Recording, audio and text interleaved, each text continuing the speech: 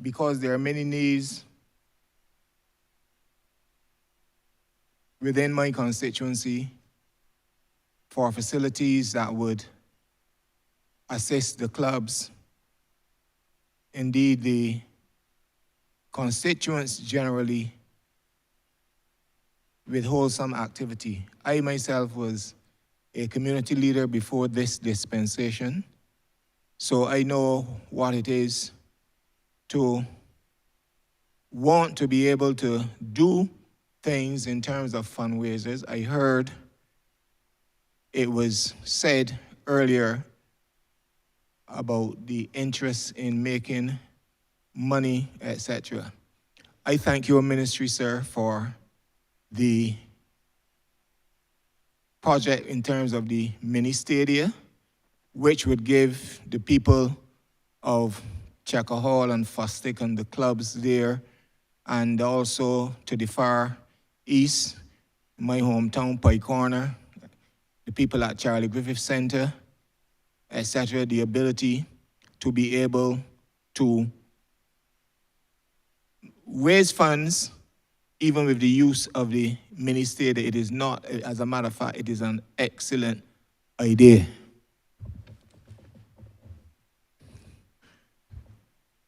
Honorable member,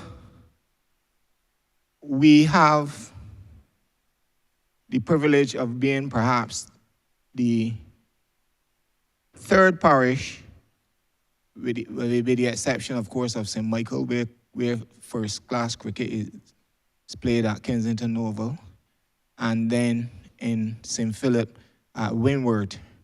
We have had the privilege a few years ago to host first-class cricket in the north of the country at North Stars in Crab Hill. We also have a very pristine facility at the Charlie Griffith Center named after that great West Indian, who incidentally a statue will be unveiled in his honor on the 25th of this month. But what is lacking as we do all these wonderful things, the grounds at the Charlie Griffith Center is still without lights. The grounds at North Stars facility is still without lights. So with all that we've been able to do and we've been able to achieve, we still can only hold nighttime activity at the Checker Hall ground, a lovely ground, but I will come back to that because that is my second question. I want to know what is the program in terms of giving communities lighted facilities outside of the ministry, because the ministry is but one, but I have this particular situation, which is perhaps unique to my parish, to my constituency, where we have two wonderful facilities, but the people can only enjoy them up to at least 6 o'clock on the evening. There's no activity in the east thereafter because we don't have those facilities. So I want to know what is the plan, or if there are plans, in terms of lighting these particular and other similar facilities, in particular because the Charlie Griffith Center is named after one of the West Indies greats, and it would be befitting, sir, with the nice grounds that it is, that we are able to have, and based on what the the persons in that community in particular are asking, to bring balance to what is in St. Lucie, because everything is on the west. There's nothing in the east. So I would like to hear your plans in terms of lighting facilities, not only in St. Lucie, but generally across Barbados. Thank you. Thank you, Chair. We have started a very aggressive lighting program. It is unfortunate, and I agree with you, that those areas that you would have identified should have lights. we have started that aggressive lighting programs to ensure that our youngsters who engage in sports have facilities that they can enjoy well into the night. Um, as I've mentioned before, resources, financial resources would not allow us to do all that we would want to do at the same time. But I'm sure that plans are in train for your locations to be outfitted with lights at some point in time. But I will ask Mr. Matthias to elaborate in terms of maybe, if possible, timelines, but I know for sure that your locations are on the radar in terms of having lights. I almost thought for a minute there you were going to say that you only have access to the nighttime lights in the day, but anyhow.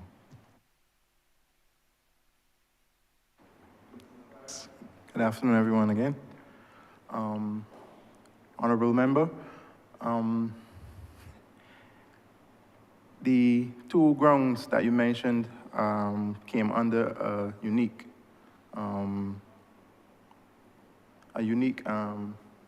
what's the word I'm looking for? Cricket season came up, and both grounds asked for the lights to be postponed because they're active cricket grounds. Same thing happened with YMPC, Queen's Park, Queen's Park is Spartan. So, because cricket season came up, those grounds actually asked their part of the lighting project to be postponed essentially. And in that postponement is when the resources for that particular project would have ran out. So based on what the minister would have said, it is still on the radar to be done. But once the resources that we have for it we get back the resources to complete the project, I'm very sure that those particular grounds will be put back into the lighting project as a whole. And just want to remind you, we do have some lights at Connelltown as well. I thought you may have forgotten that one. I'm fully aware of what is at Connelltown, yes, but those are just for small community.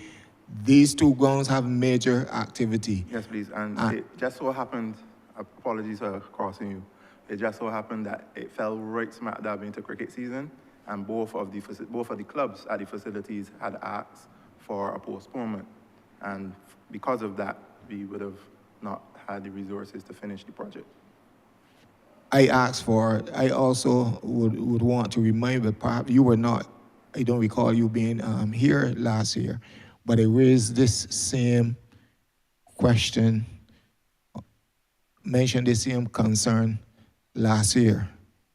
I do not want to come next year and mention it again. So I'm going to hold you, Honourable Minister, and your team to your word.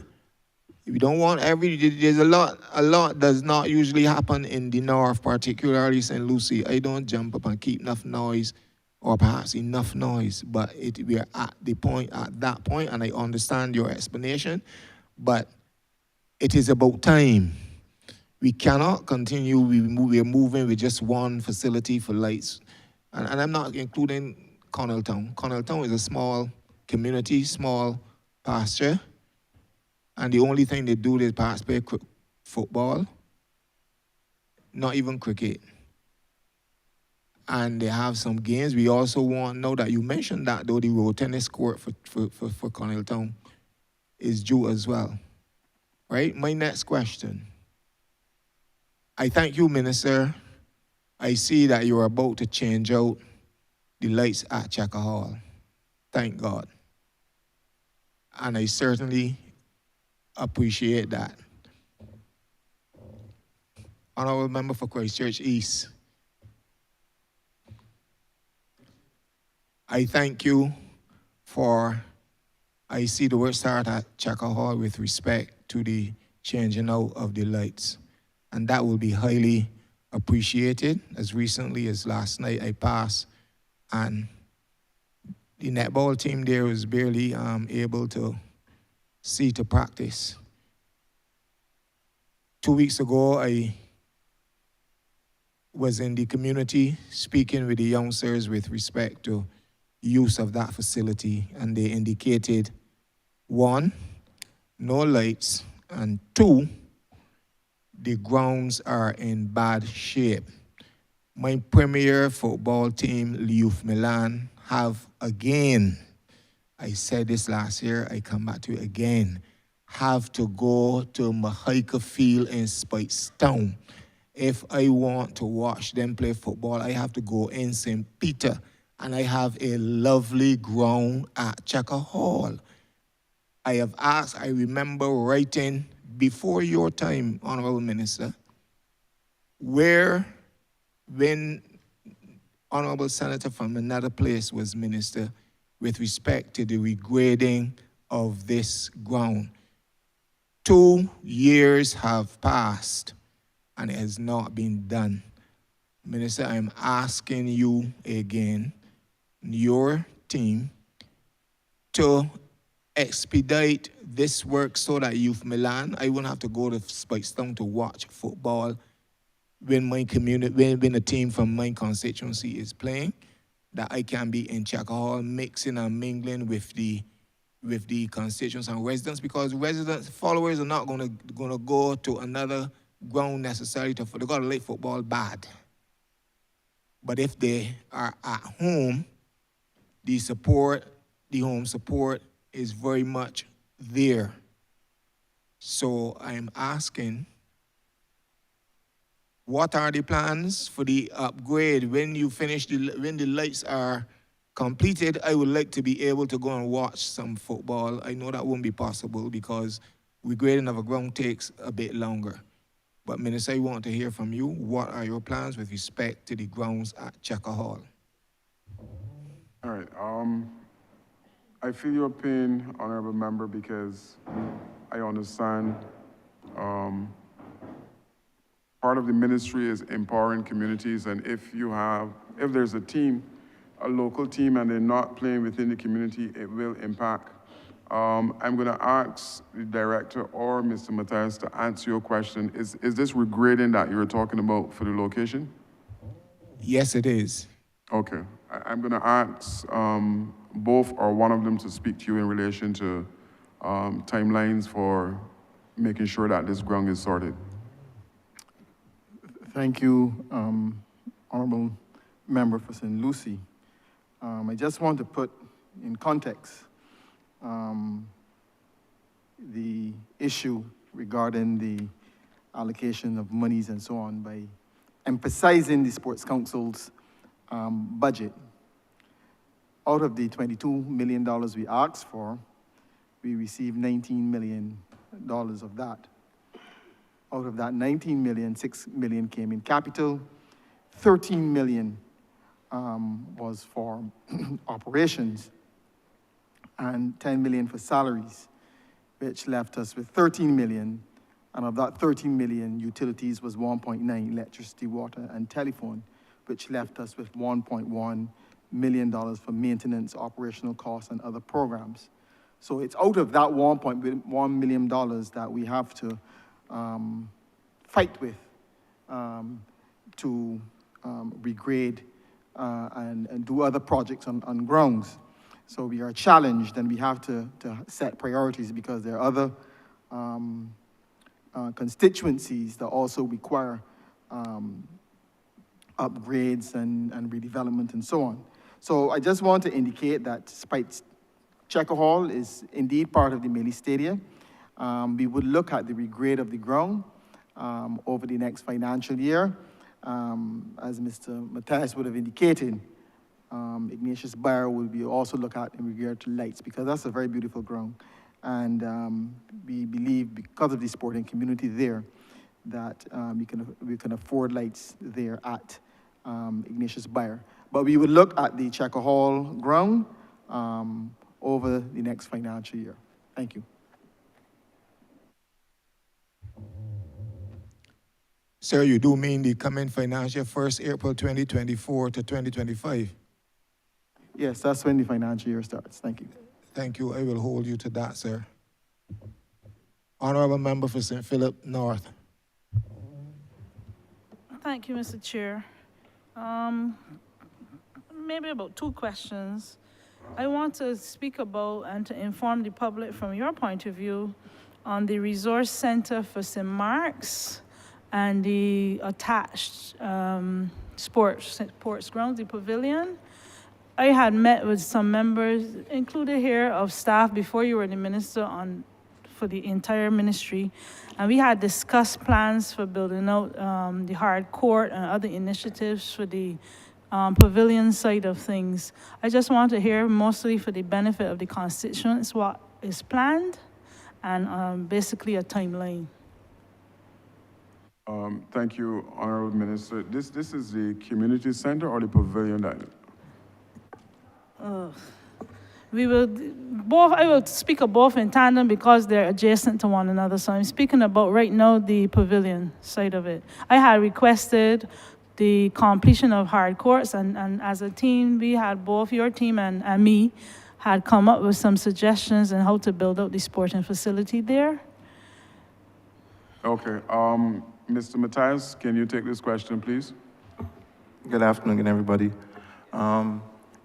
We are going to be doing your hard court in the next financial year, the financial year April to March 2024 to 2025. And we actually have your ground St. Mark's scheduled for a regrade for this financial year, which will start very soon.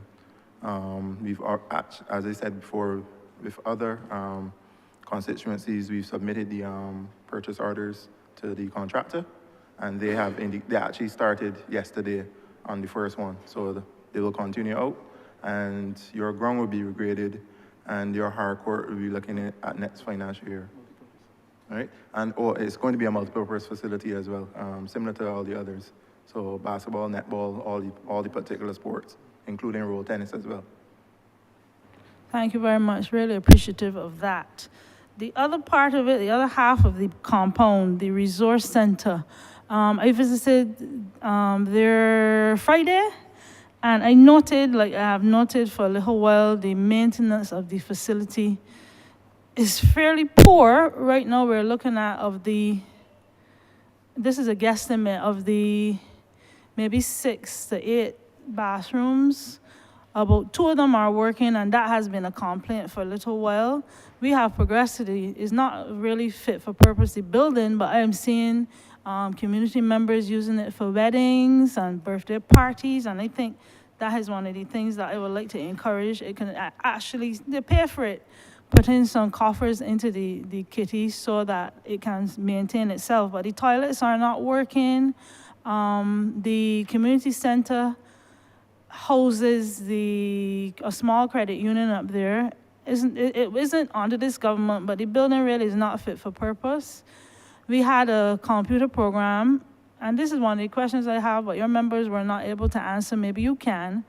The computers were housed in a nearby building that is now basically dilapidated. I'm not sure which ministry is the owner of the building, but right now people are taking advantage of what's inside. I'm seeing chairs coming out and destroyed, and the building is really a hazard if you're thinking about rats, but I'm not sure whose purview that is under. So between the credit union, people wanting to do classes, the kitchen facilities are in disrepair. The honorable member for St. James North will tell you the ramp is there, but the door by which you can enter the building off of the ramp cannot be opened. Locks are missing from most of the doors. It's basically in a state of disrepair going. I know the honorable member for St. Michael's Southeast had spoken about the maintenance. What is on the cards for the community center, and when? Thank you for the question, Honourable Member. I will ask Mrs. Skeet from CDD to respond to you. A very pleasant good afternoon to everyone again. In relation to the facility at St. Mark's, as you quite rightly said, that facility was open, that would have been in 2017, 2016, 2017, and we've had challenges with that facility from the onset. Yes, you spoke of the ramp, and I will address that. When the facility was getting ready to be handed over, I note that the ramp was built, but persons with a disability would not have been able to access the center because the ramp was not, no, I don't have the technical terms, but the ramp did not go all the way to the doorway. So you will see what we had to do in order to address that was to ensure then that the contractor had to come back and ensure that the slope was such that persons who with a disability and who would be using a wheelchair or have some type of disability, that they're able to access that center. What we have noticed is that because of and Rockfield is one of those centers, because we're impacted with the salt sprays coming from off of the sea, we found that those centers, and Boscobel, those centers are centers we have to treat, periodically. What I have sought to do in the interim, the officer with responsibility for that center, minor maintenance, and of course, we have started that. So you should see some progress in relation to having the minor maintenance address. The facility, because of the age of it, not as aged as the other facilities which I'm treating to now, you would find that it is, I'm not going to say the worst, but at the same time, we have to address the needs of those which are in a more advanced state of disrepair. So we found that in relation to some centers, we had to approach maintenance in 3 phases, as I said this morning. And certainly, yes, whereas you can see the wear and tear on the St. Mark's Resort Center, certainly we would treat to that, but that would be a level of minor maintenance in comparison to those other centers where we had to discontinue, center use. And to speak to the building, the annex, that building we have the engineer's report as far as that building was concerned. We submitted the correspondence to the Ministry of Transport and Works, and of course the housing, because we don't have the technical assistance in order to have that building demolished.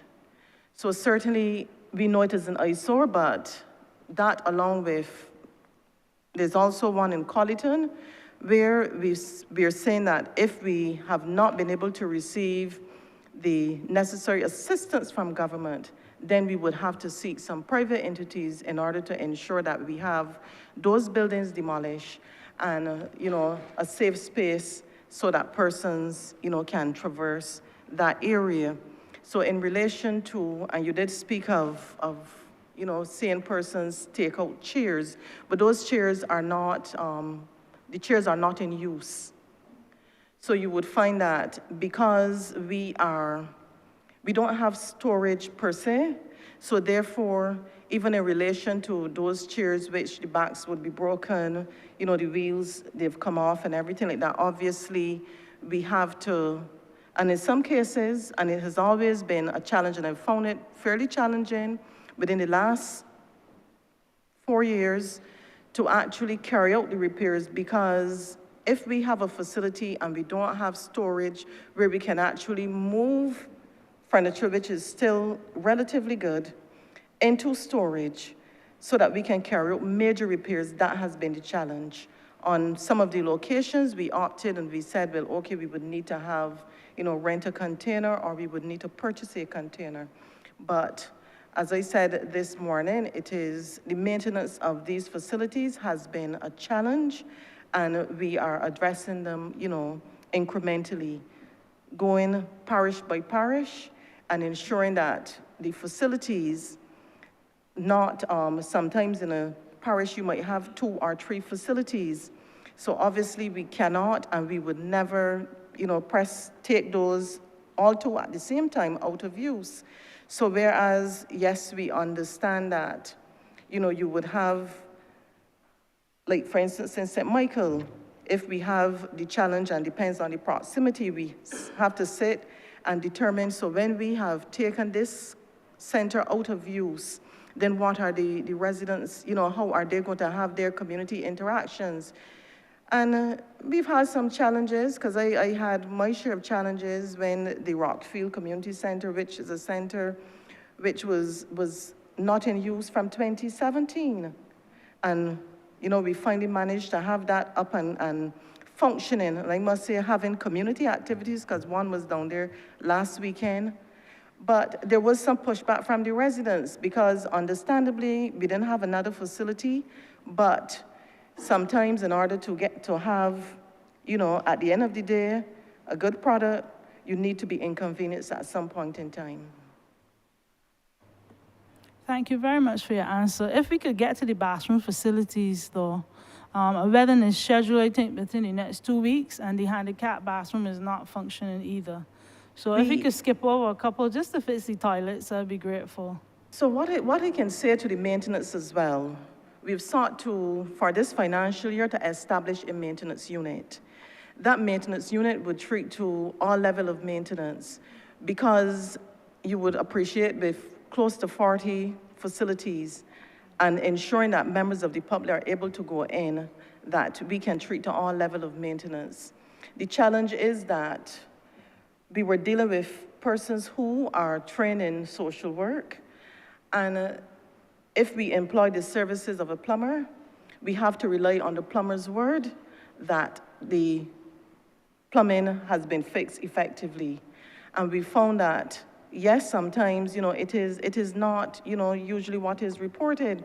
We did have substantial plumbing carried out on that facility. That was last year. We did have some substantial plumbing done there, but certainly the matter is, I would seek to address it as soon as, you know, I get back to my office this afternoon, or this evening, rather. Thank you so much. That is the end of my questioning, really. I just want to offer condolences to you, Minister, and the rest of the team for the loss of your workmate.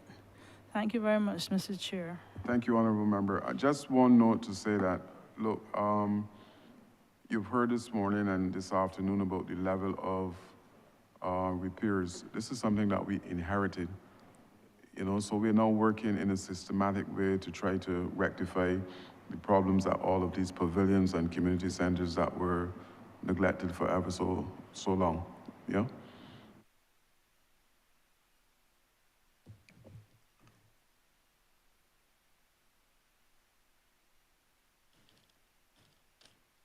Thank you, Honourable Member, and let me add, it slipped me not a few minutes ago, Honourable Minister, but I want to thank the Community Development Officer through you for the excellent work done at Rockfield in St. Louis with the restoration of that wonderful facility, which we certainly plan to utilize to its fullest. At least there's something in the east for us. Honourable Member for St. James South.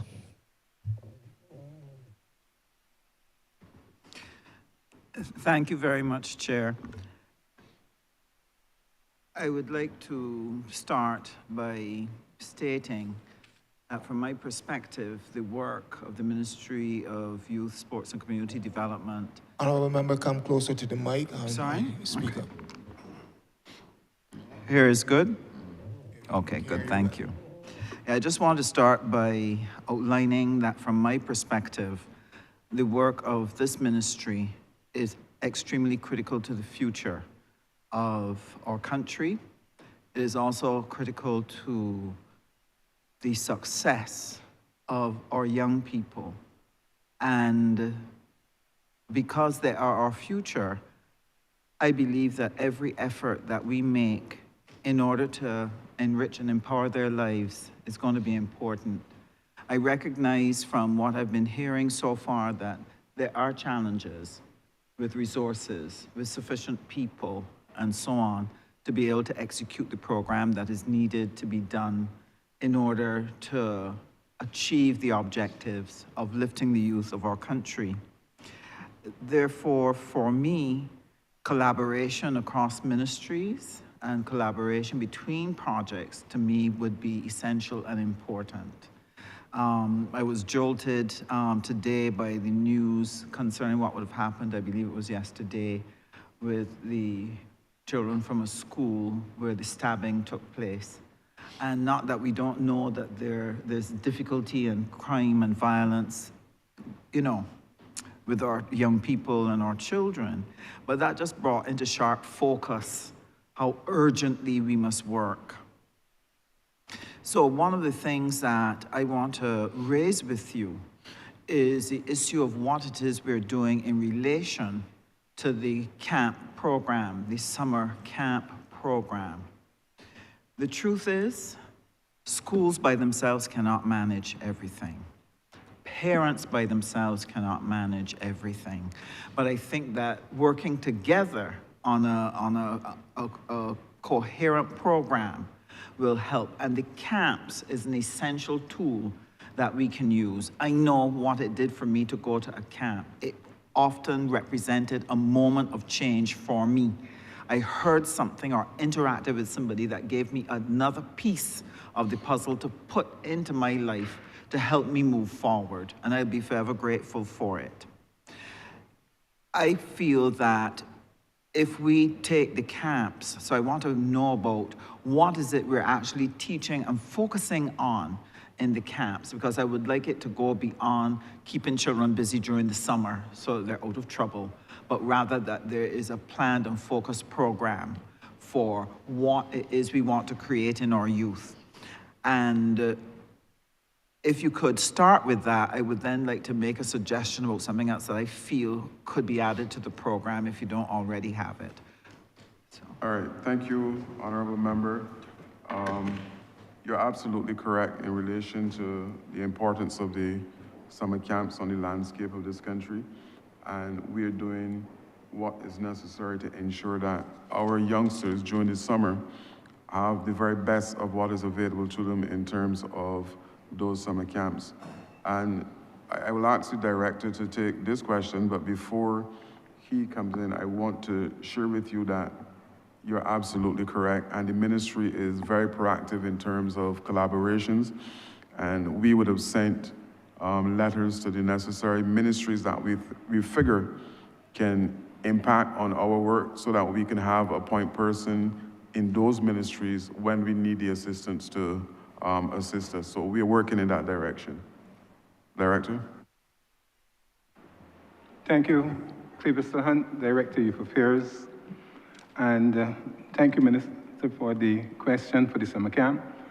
And for just to say that the summer camp is an extremely valuable tool that we use to enhance the social development of our young people.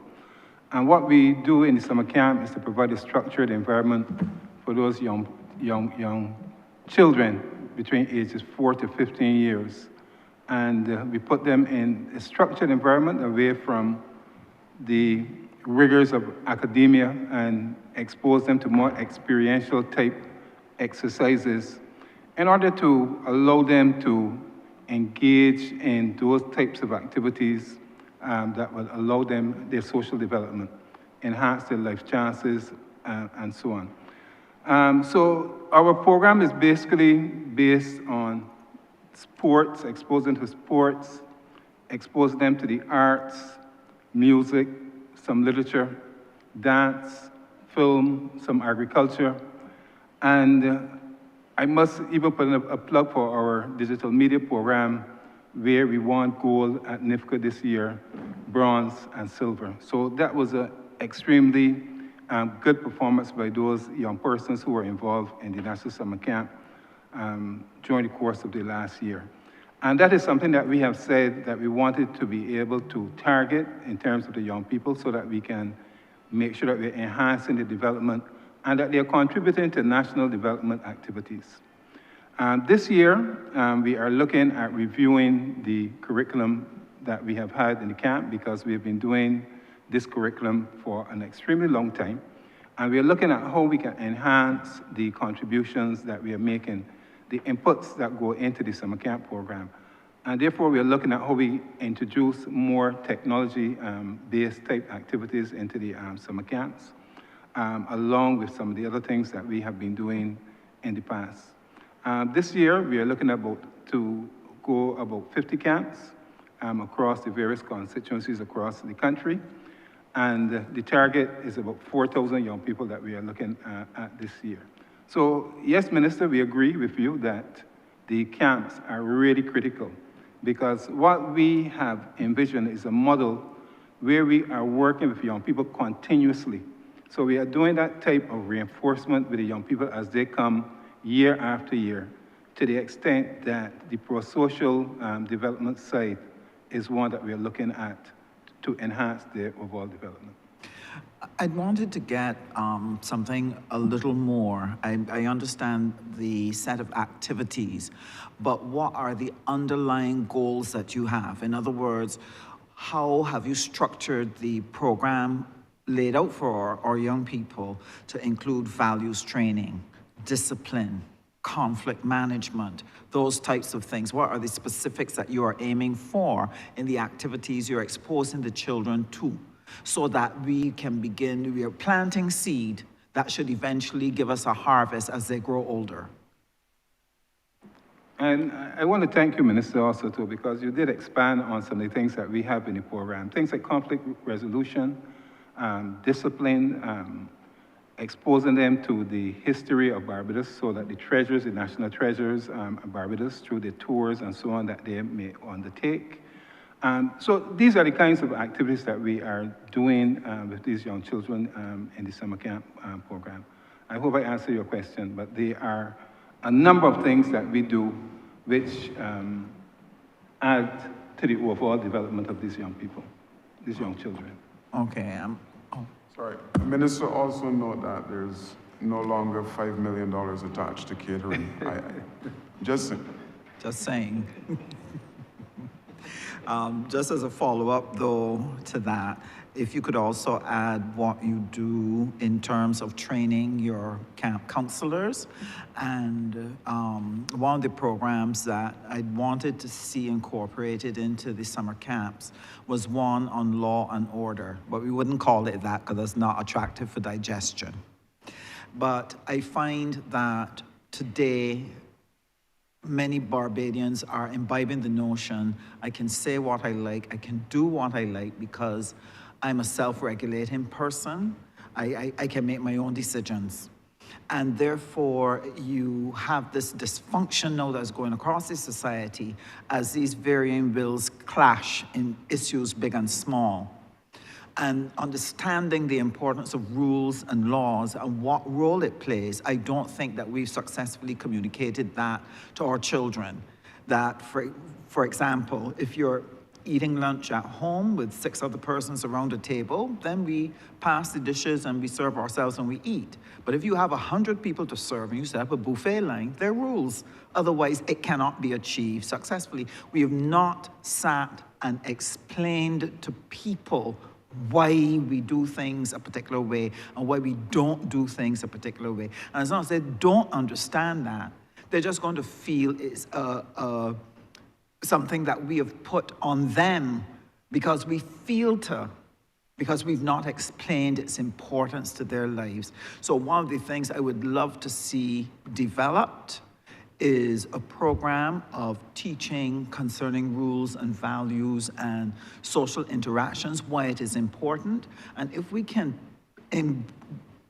include that in our summer camp program, I think that that would go a long way. And again, the collaboration with the Ministry of Education to look at reinforcing all of those things together, that you're working on the same trajectory in terms of helping our children to understand these basics. So if you could speak to the training of your counselors and what you think about the possibility of a program about law and order. Yes, thank you, Minister. Yes, as the Minister would have pointed out, all of the counselors that we have in the National Summer Camp Program are volunteers. So what we do is to ensure that every single person who comes in to work with the kids are actually trained. So we have developed a training program. We have a training manual which we use to impart that training to those persons who are volunteers. And we ensure that those persons who come in, if you don't have the training, we are not putting you in the camp. Because certainly, one of the things that we look at, we have in the training also too, is this whole area of safeguarding. And we want to make sure that the children, when they come into the camp program, that they have persons who look after their welfare. In fact, that's big for us because we want to do our due diligence to ensure that the kids come to no harm. We bring them in an environment which we have already, theorized and hypothesized that if they come into this setting, they are going to be in a good place, as opposed to being outside in the communities where they're exposed to any type of harm or the risk factors of harm. So we do training with all of those volunteers, some social work training about the care of the children from the different age groups that will come in, so that when we do the allocations of our camp assistants, that we are allocating them to in areas where they have actually been done the training in. We do training in first aid because we have to ensure that if there's an incident on the camps, any of the campsites, that we have people who are ready and willing to be able to assist those children as well. We do training also too in different types of programming, because what we want to ensure is that all those persons are able to deliver programs that are age appropriate, all the camp counselors. And therefore, we put them through that kinds of training where we teach them different methods, different activities that they can employ within the camps that will allow them to work with the children in a way that brings value to the lives of the children. What we don't want, Minister, is a warehousing of children. I think we have resisted that in the ministry tooth and nail, let me put it that way. And I think what the minister said is also important, not from the point of view of lunch, but from the point of view of the monies that is allocated to camps to allow us to put in the types of inputs that we can bring value to the lives of the children. And every time we ask for any increase, it's about that, because we want to ensure that the types of programs that we are bringing are ones that are going to, as I said, improve the lives of the children, do the types of things that you're asking, Minister, because as the Division of Youth Affairs, we are also conscious of the fact that the social conditions have changed significantly, and therefore we have to respond with the types of programming that will allow us to address the challenges that we are facing at the moment. I know we only have 3 minutes, so I don't want to go on, but we can discuss this, Minister, observe that, and the support that you bring, because as you know, I have visited camps in your constituency in the past where we have done a lot of artwork and where we have displayed and bring the parents back to show them the work that the kids have done. And these have been fantastic programs that were well received by the parents. So your suggestion for law and order, even though we cover some of these things under our disciplinary training program within the summer camps, it is something also that we can look to build out even further, given what we're actually seeing in the communities as the types of, deviance that is being presented, and the breakdown, as you're saying, in some cases in law and order that is impacting on our children. Thank you. Hope I answered the question. Yes, you did, and thank you very, very much for that. I want to shift now to sports. I was very happy to hear about the work that we're doing in relation to sports and the fact that we're looking at the community sports program, we're a coaching program. This is something that I've been looking forward to because COVID had quite a tremendous impact on our young people not being able to get out, not being able to continue their sporting program, and therefore its resumption is very, very well received by me. However, there are some issues if we are to make it work and if we're to keep sending a message to our children that they are important to us and that the programs we put on are because we consider them to be important, has to do with the state of the pavilions and community centers. I know you've addressed that already, but I want to speak particularly about St. James South. I've got a pavilion that needs some work, so I'm hoping that it will be on somebody's list to do the necessary renovations that will help us to give them a facility that says to them, you're special and you're important to us. One of the main challenges in terms of the physical facilities for us has to do with the Lakers basketball team, a national team that does very well. And they play at the Husbands Exercise Park there, just off Oxner's main road. And they are in urgent need of changing facilities there, so that, because they practice 2-3 times a week, but there's nowhere that they can go to the bathroom, there's no place for them to change. And we need to be able to get facilities there.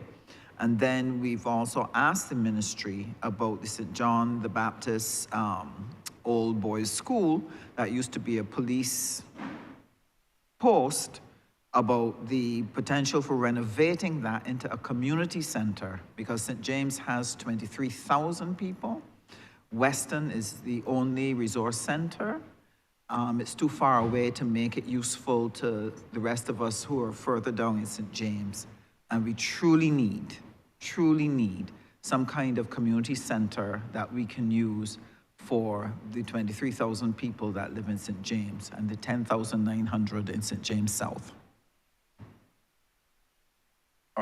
Thank you, Minister. I'm not sure if the area where Lakers practice is state land. Can you say? Is it state land? Where Lakers practice? Practice? Yes. Yes. Okay. All right. So we can look at the possibility of putting the bathroom facilities that you're requesting at the location. I don't see it as being a major problem. Mr. Matthias or the director can speak to that. The other area that you talked about, I remember doing the site visit with you at that location, but I'm not sure what is the status in terms of having the property turned over to us. I believe that the Ministry of Housing would need to be involved in the process in terms of having that turned over to the ministry, so that we can look to do some retrofitting at the location to bring the building up to scratch in terms of making it a community center for you. So we will investigate and see what is the position, if the Ministry of Housing would have to vest the property in us, or what exactly is required to move it.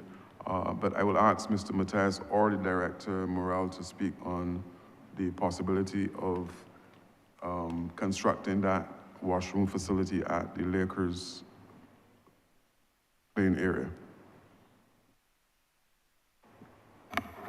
Hey, good afternoon, Honourable Member. We will look into it, definitely. It is not something that was on our scope, but on our recent scope.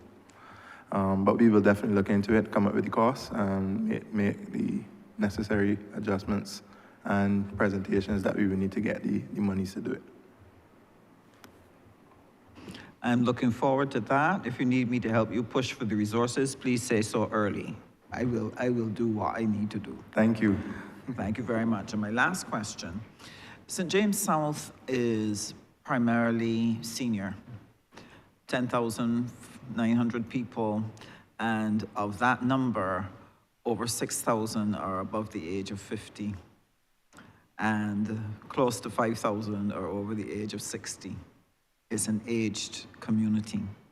And therefore, under the issue of technology, community technology program, my seniors are in urgent need of training in technology, because if they're going to live independent lives within their communities, if they're going to remain safe, and if they're going to be able to transact their business with minimal disruption, minimal pain of getting up, going out, catching a bus, or trying to drive, or waiting for somebody to come to take them, or paying a taxi $60 to go and transact business, technology is going to be very important to them.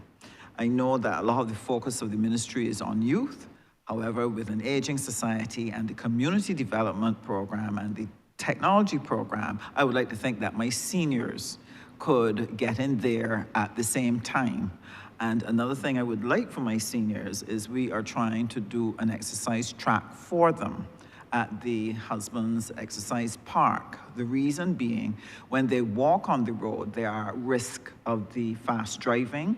And you know, as you get older, you're not as steady on your feet. You could easily off balance. If you look over your shoulder too quickly, you could off balance. And the sidewalks are not the best.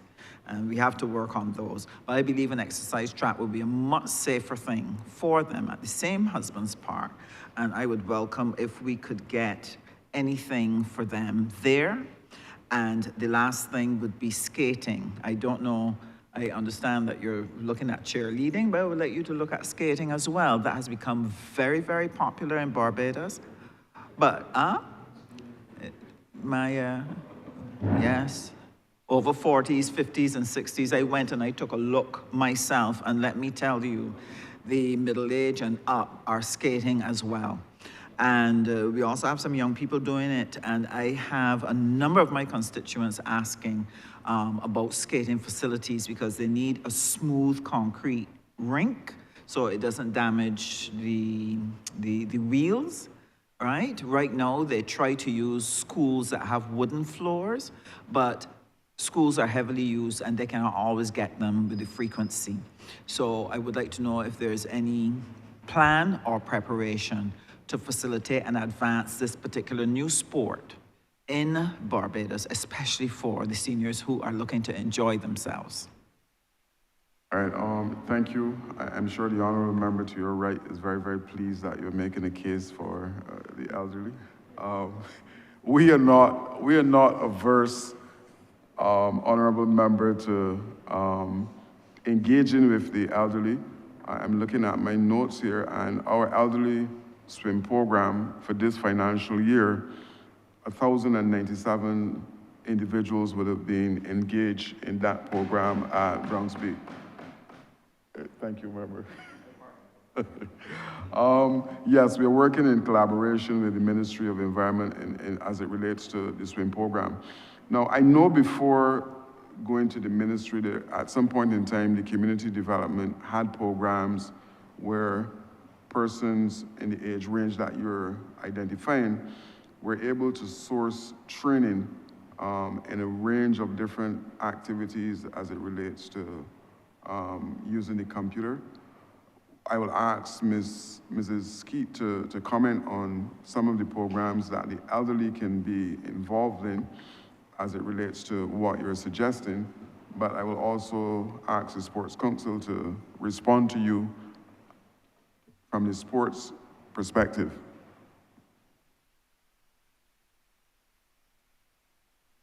Good afternoon again. Thank you, Minister.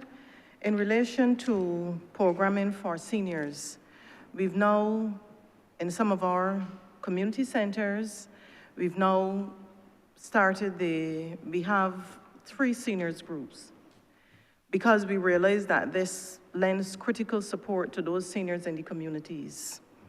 So therefore, yes, I know you don't have a facility or a dedicated facility, but what I can do and what I can suggest, you know, we can work together, see if we can identify a location.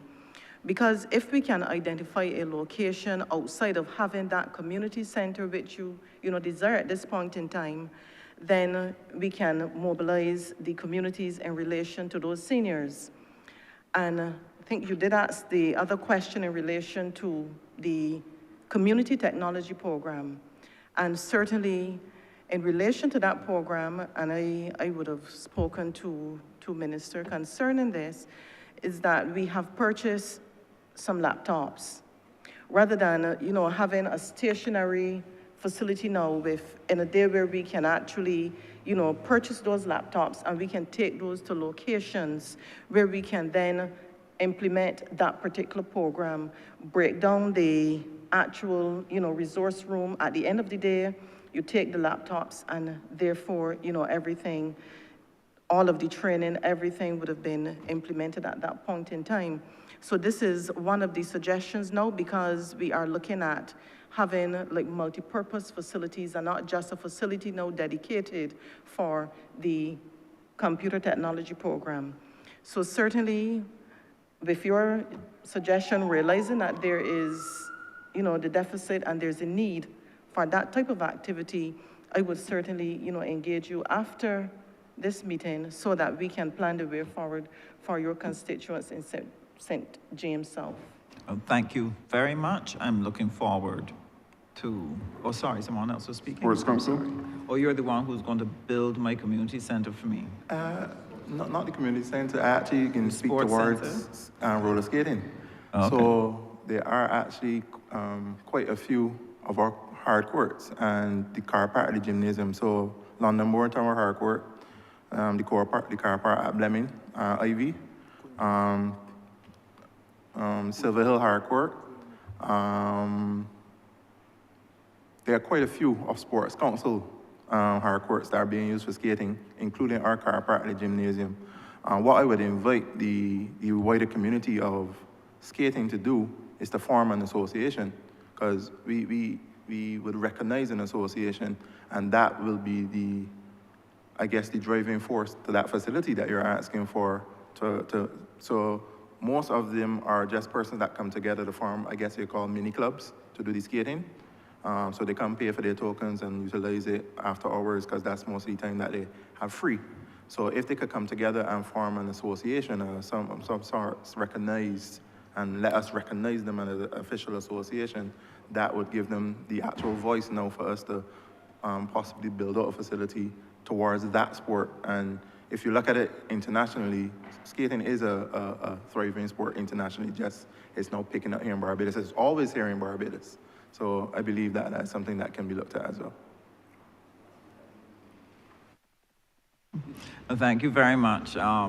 If you could also look at the old stadium that you're not using right now, and people could use it to do some skating. If it's suitable, I don't know. You all are the experts. You'll have to tell me, but I really need some place for them to skate that's close by, because they're really keen on it. So let me thank you, everyone. I look forward to the further conversations so that we can implement the things that will help the good people of St. James South to be able to be a vibrant part of your program. Chair?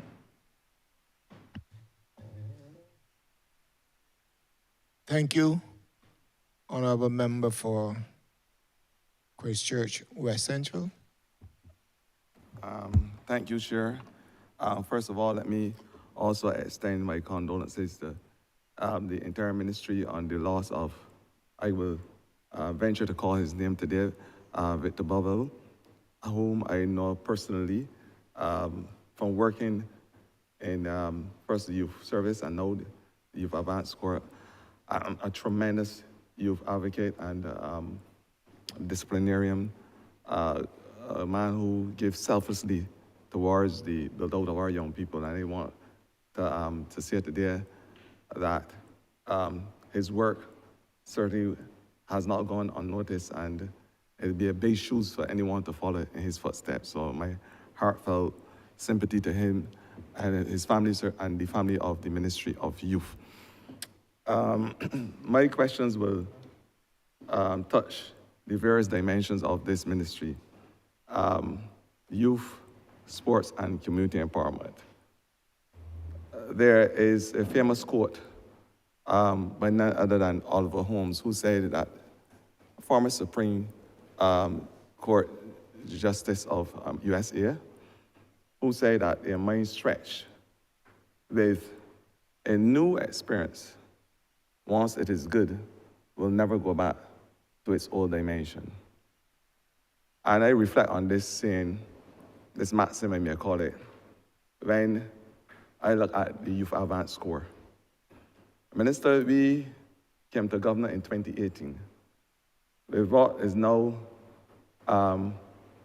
buried in the history books, something called the youth service, which we recognized was not fit for purpose for the new generation, which did not meet the ideals as we set out as a government, which did not have the philosophical intention to build out our young people in the way that we expect them to be built out, We said as a government that we will ensure that young persons in this country will not only be recognized for their worth here in Barbados, but of course, to be world leaders. And we made a determination as a government that we must come up with a program, not only a change of name, but a change of construct, which will reflect the aspirations of our young people. Where 60% of our young persons who leave school were telling us that they have a burning desire, unequivocally, to be entrepreneurs. They were telling us that they want to be able to venture a training program under the guidance of your ministry to be able to enter the world of work at the end of such program. And we are saying that back then, we were having about 2,000 or 3,000 persons coming out of school every year with no hope for their future Barbados, where they will become part of the tangible state. And we decided as a ministry and as a government to venture into a program that would allow at maximum about 2,000 persons a year to be able to fulfill their dreams. I want you, Minister, through obviously probably director of the Advanced Score, to be able to expound on the programs that you have there. The new programs, I know you've started artificial intelligence, you have started new technological programs to be able to facilitate persons to the world of work, whether in the armed forces or whatever. I want you to fully elucidate on those programs so that the young people in Barbados, in their shot, will well appreciate the fact that this is a program that they can see a future in. Minister, over to you. Thank you, Honourable Member, for your question. I will ask Director Haynes, who's the parent, in a sense, of this program, to speak to you about the Youth Advanced Score, and then I will ask Ms. Boyne to speak to you in relation to a program that is basically fused to that, the Employabilities Program, to give you a snapshot as to another area of the ministry where we're impacting the lives of young people.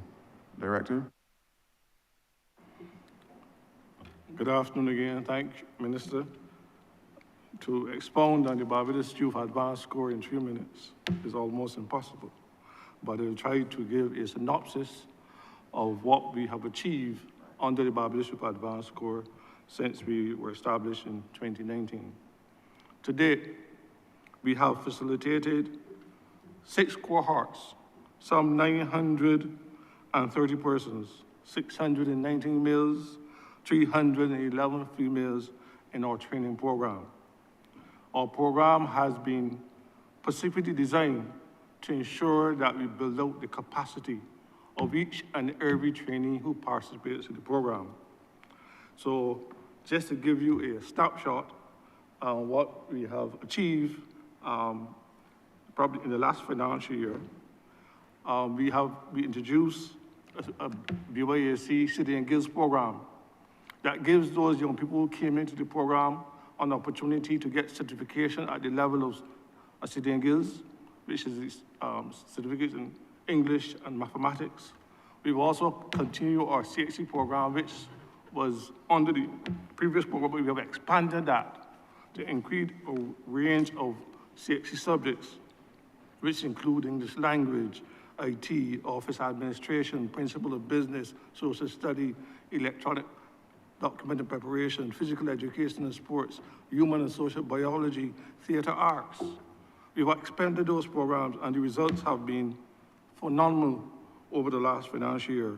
For example, in our City and Guilds program, we've been able to secure 87% pass rate. These are young people who have never hitherto had the opportunity to sit entrance examination at their secondary school, and that was phenomenal. In relation to our CXC program, we've had significant results for the CXC program, and that has to do with the type of commitment for the staff and the academic program. So we had some 69% pass rate in the 2023 June CXC exams. in the June 2023, we had a 100% pass rate in the city engaged examination. I mean, phenomenal results for giving young people that opportunity. Our program also includes technical and vocational training program. We've had significant success. The young people at the level of BIMAC, SJPI, Barbados Community College, is essentially Barbados Vocational Training Board. And we have facilitated during the last financial year, several of our young people have been graduated. And even one of our students got the award at BCC for the most outstanding student, an opportunity that was given to them. During the last year, of financial year, we had a graduation ceremony. We have graduated 168 young persons comprising from cohorts 3 and 4, a graduation rate of 72%. So the program has been very successful since it was launched in 2019.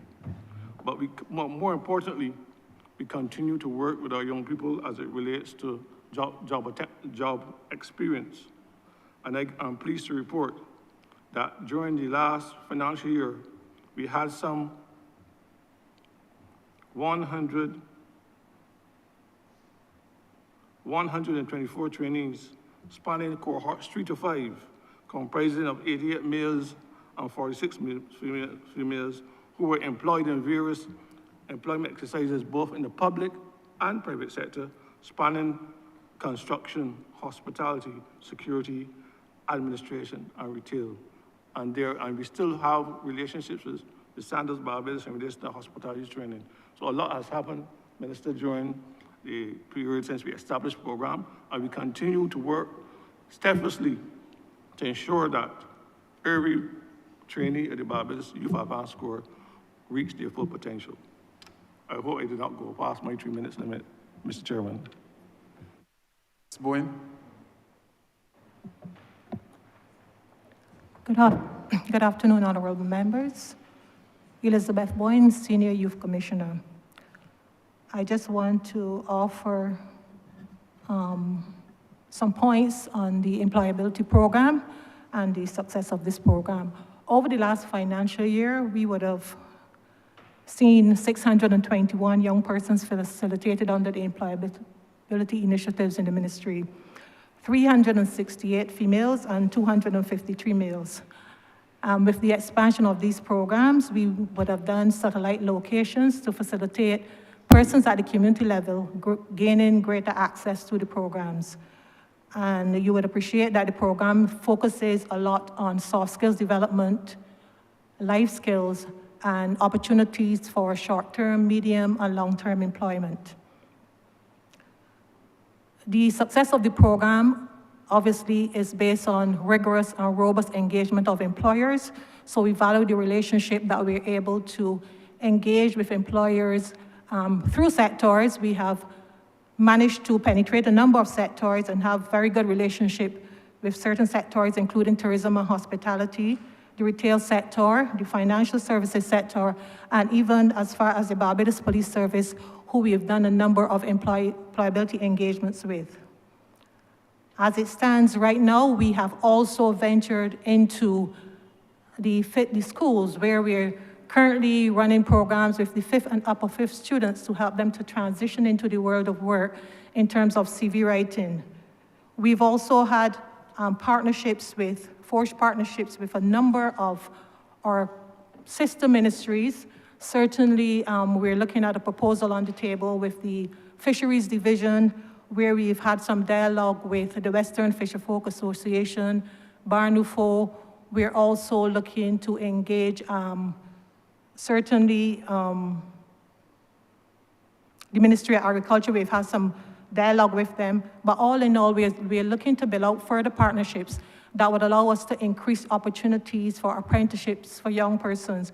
And in those apprenticeships, we're looking at some hands-on skills such as boat and yacht maintenance, seaman and fishing vessel operations, and other areas that currently aren't being tapped in. So that is my contribution to what we're doing in the area of employability.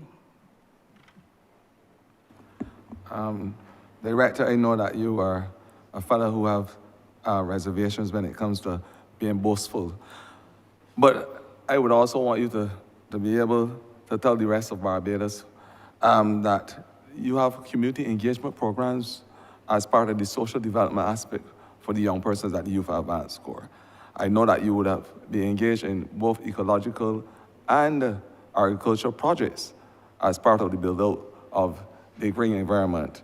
And of course, I know that your young people would have ventured into different areas, different disciplines around the community, getting that experience so that at some point in time in their career choice, they will have the discipline of the armed forces, because that is the type of training that you instill in them. I know that this happens at the Youth Advanced Corps. I have been there along with yourself. My second question, Minister, I know that you would have spoken limpidly about our indigenous road tennis. You spoke about the fact that it has international appeal, and it went as far as Rwanda, and that at some point in time there is going to be an international tournament which will allow persons from as far as the south to come and be part of this noble sport that we call our own road tennis. And I know you told me earlier that you have a story to tell, but there's the story of cricket, which is an exciting story for us Barbadians and us West Indians, albeit that we are not doing as good as we used to do 40 years or so ago. Cricket is really the one sport that has carried us across the globe in an international sense. I know that you have started because most of the famous cricketers started from small communities, small areas. At that point in time, they had a bat, some of them made up of the coconut branch, and they played from marble balls back down. I know that cricket meant a lot to us in small communities, and it helped to build Barbados and carry us around the globe as global leaders. I want to know from you, because I'm aware that you are about to start your program, if it's not started as yet, where you will go into communities looking for this raw talent, to be able to nurture this talent so that we can once again be at the forefront of cricket and cricket development, and as the world leaders, so that we can advertise that not only Barbados, but the West Indies is the best team in the world. So you can tell me what you're doing at the community level in terms of cricket and a cricket competition and tournament to develop those young cricketers. Thanks. Thank you, Honourable Member. You are correct that cricket is really a staple as it relates to sports on island. Embedded in our sports policy, we have dedicated or identified cricket as one of the core areas that we will focus on in terms of a couple of areas. In terms of monetizing cricket, using those icons who reside on island to be able to ensure that we can benefit in a significant way from what they would have done in the past. Our community sports program is one that is rolled out across the island, where every financial year we start a program with several different disciplines, and cricket is one of those. We have restarted I believe it's called the Herman Griffith competition that was on pause because of COVID. And that is also coming again, where a number of the primary schools, if not all of them, are involved in this particular discipline. In addition to that, very soon, very, very soon, you will see the launch of a junior cricket academy at the old headquarters for the National Sports Council, where we have 5 cricket pitches that are being prepared for that particular project. We're also looking to purchase some of the best bowling machines at that location. And this academy is predominantly for our young people.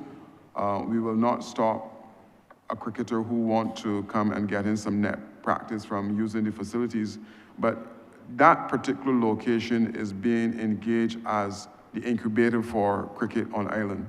So those who are interested in being involved in cricket at a serious level, that Cricket Academy at Blenheim will facilitate all of the training that is required.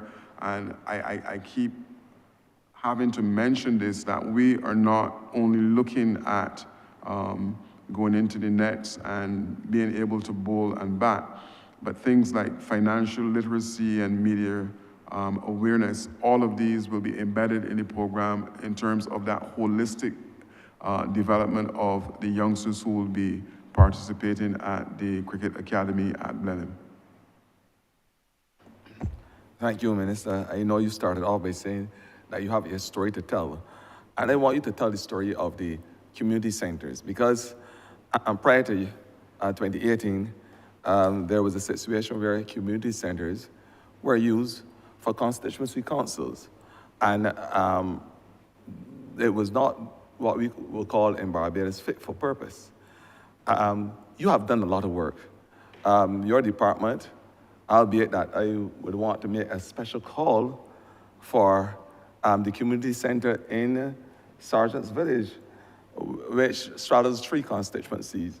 The constituency of Christchurch West, the one of Christchurch East Central, and the fulcrum of Christchurch, Christchurch West Central.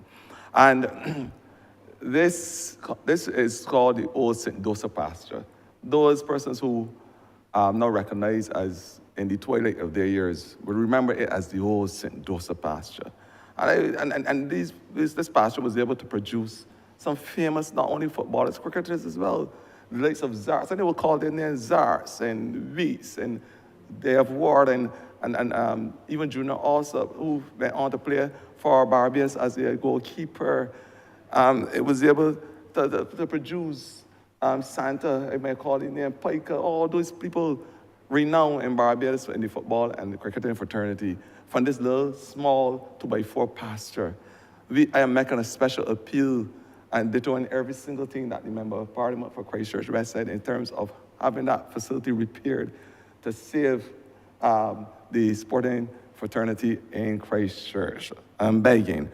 But as I said, we have a story to tell in terms of the community improvement and work and rehabilitative work that we have done since 2018. And I want you to tell your story through the voice, of course, of your acting chief community development officer, our community empowerment, because it's really getting the community together to be able to empower themselves to have a tangible existence in a community. That's what the empowerment and development to me is about.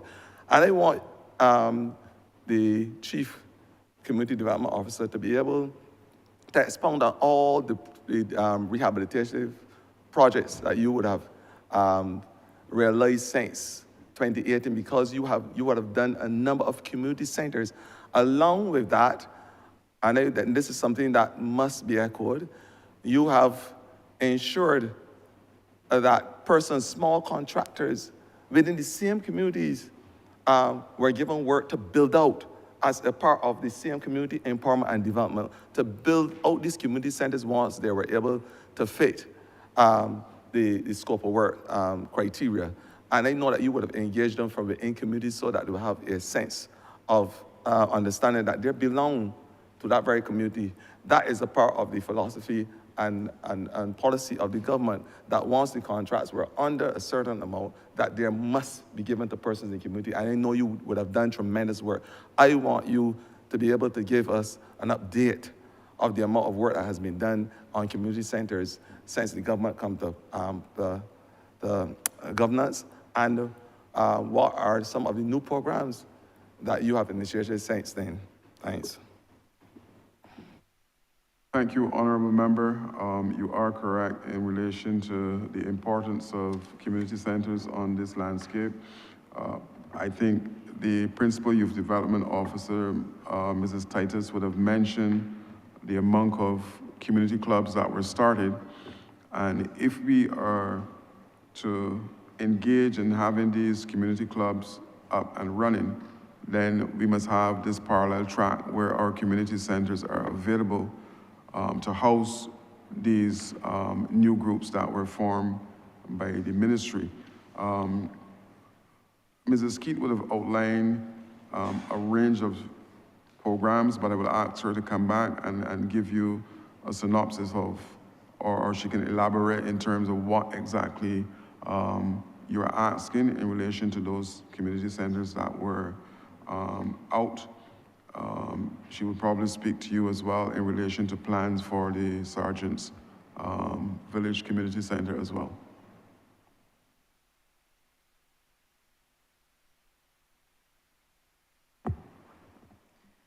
Good evening once again. In relation to the maintenance of community centers, just let me, I'm going to answer one question at a time because I am going to give you some stats in relation to the community centers and those which were refurbished. So during the financial year 2021 to 2022, a total of 16 community centers were refurbished at a cost of $588,661. And of course, time permitting, I can just probably, give you a brief overview. So we did some work at the St. Christopher Resource Center. We went there, we did some repairs to the roof. Parkinson, we did some minor repairs there to the exterior. The Valley Resource Center in the Glebe, one of our flagship centers, as most of those persons traversing and using the parish of St. George, they're well acquainted with. We had some minor repairs at the Spikestown Resource Center. And in Bearwoods, the roof was leaking then at that point in time, so we sought to address those leaks there. St. Joseph, we did some, and this is the St. Elizabeth Resource Center, we did some repairs to the interior. Deacon's Resource Center, we did major refurbishments down there to a cost of about $200,000. Of course, Grisette's, a center which we had to really approach the repairs there in 3 phases. The first phase there, back in that financial year, we would have spent in excess of $200,000 there at that center. And of course, we treated to the Bayville Community Center, had some leaks in the roof, so we sought to have that done.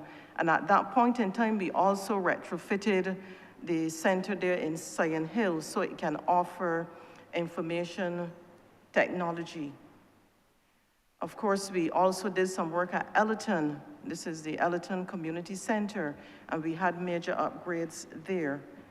And Boscobel, we conducted 2 phases there. This is at the Boscobel Community Center, where we did a complete refurbishment of that complete facility. So you'll find we have now a facility there where persons can go in and use, and we would not have to treat to any level of maintenance there, just minor maintenance, for a number of years.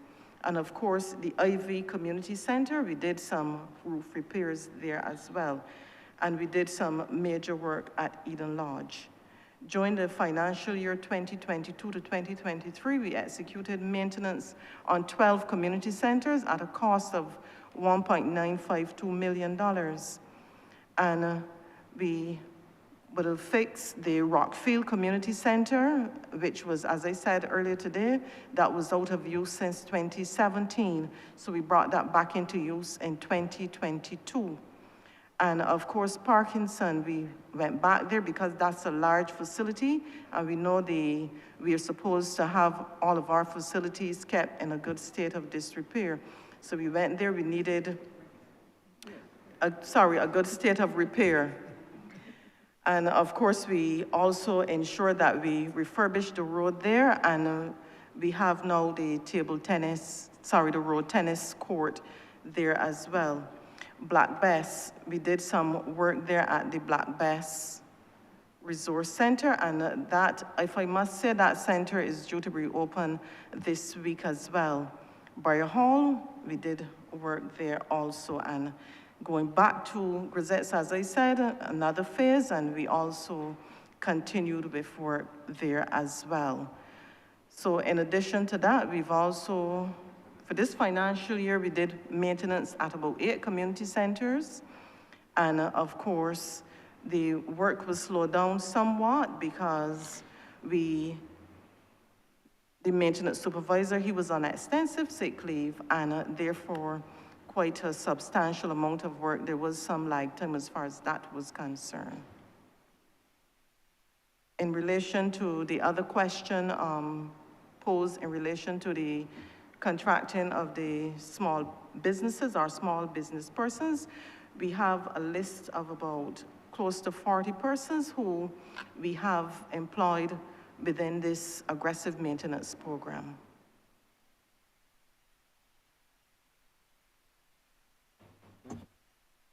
Thanks, Minister. I mean, you started out with, I got a story to tell, and if you go back to the TV series there, it may be a combination of love, lust, and terror. But your story spoke about care, it spoke about hope and vision, care for the youth of this country, and the hope that the sporting facility and fraternity, of course, will be returned to those glory days and a vision for community empowerment and development like never seen before. So you already have a good story to tell. Thank you. Thank you, member. Thank you, Honourable Member. Honourable Member for St. Michael East.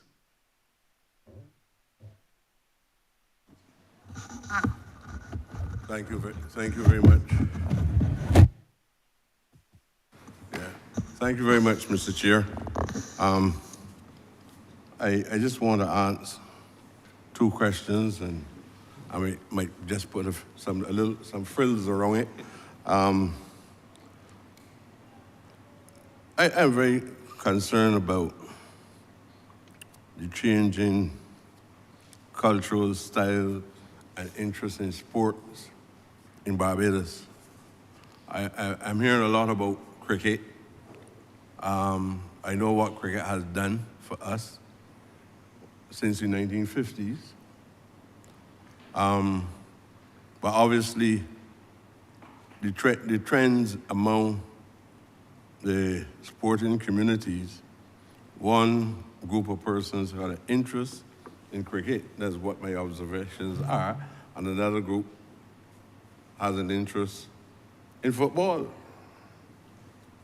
The younger people pay more attention to football. The older ones pay attention to cricket.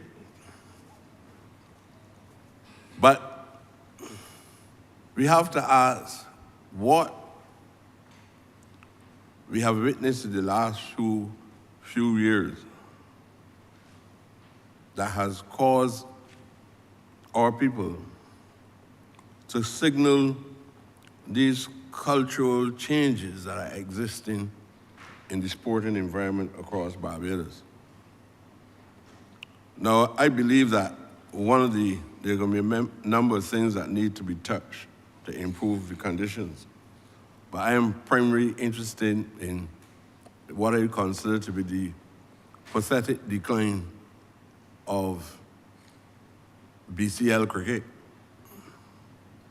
BCL cricket is unique in relation to the other sporting institutions across Barbados. Although the other sporting institutions might open up the door, the BCL represent people right across the various sports clubs at the worker class level, across the entire nation. Other little private clubs and so on give birth to all the class differentiations that exist in the Barbadian society. I feel the state should do all that it can to make sure we protect the survival of BCL cricket. Whatever injections are required, we should try to protect BCL cricket. You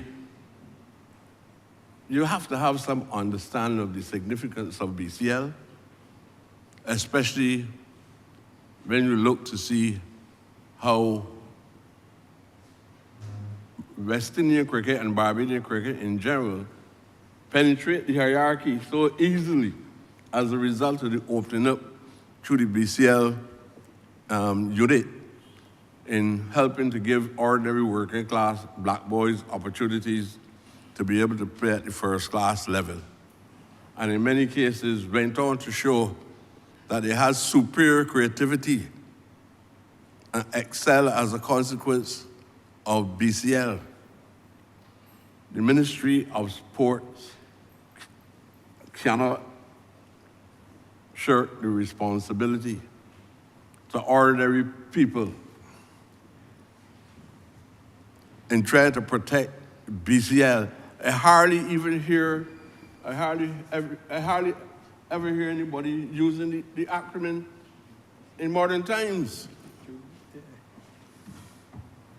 And these middle class institutions that emerged in the very early in the 1950s and so on, like Carleton and Spartan, and a whole set of them, Wonders.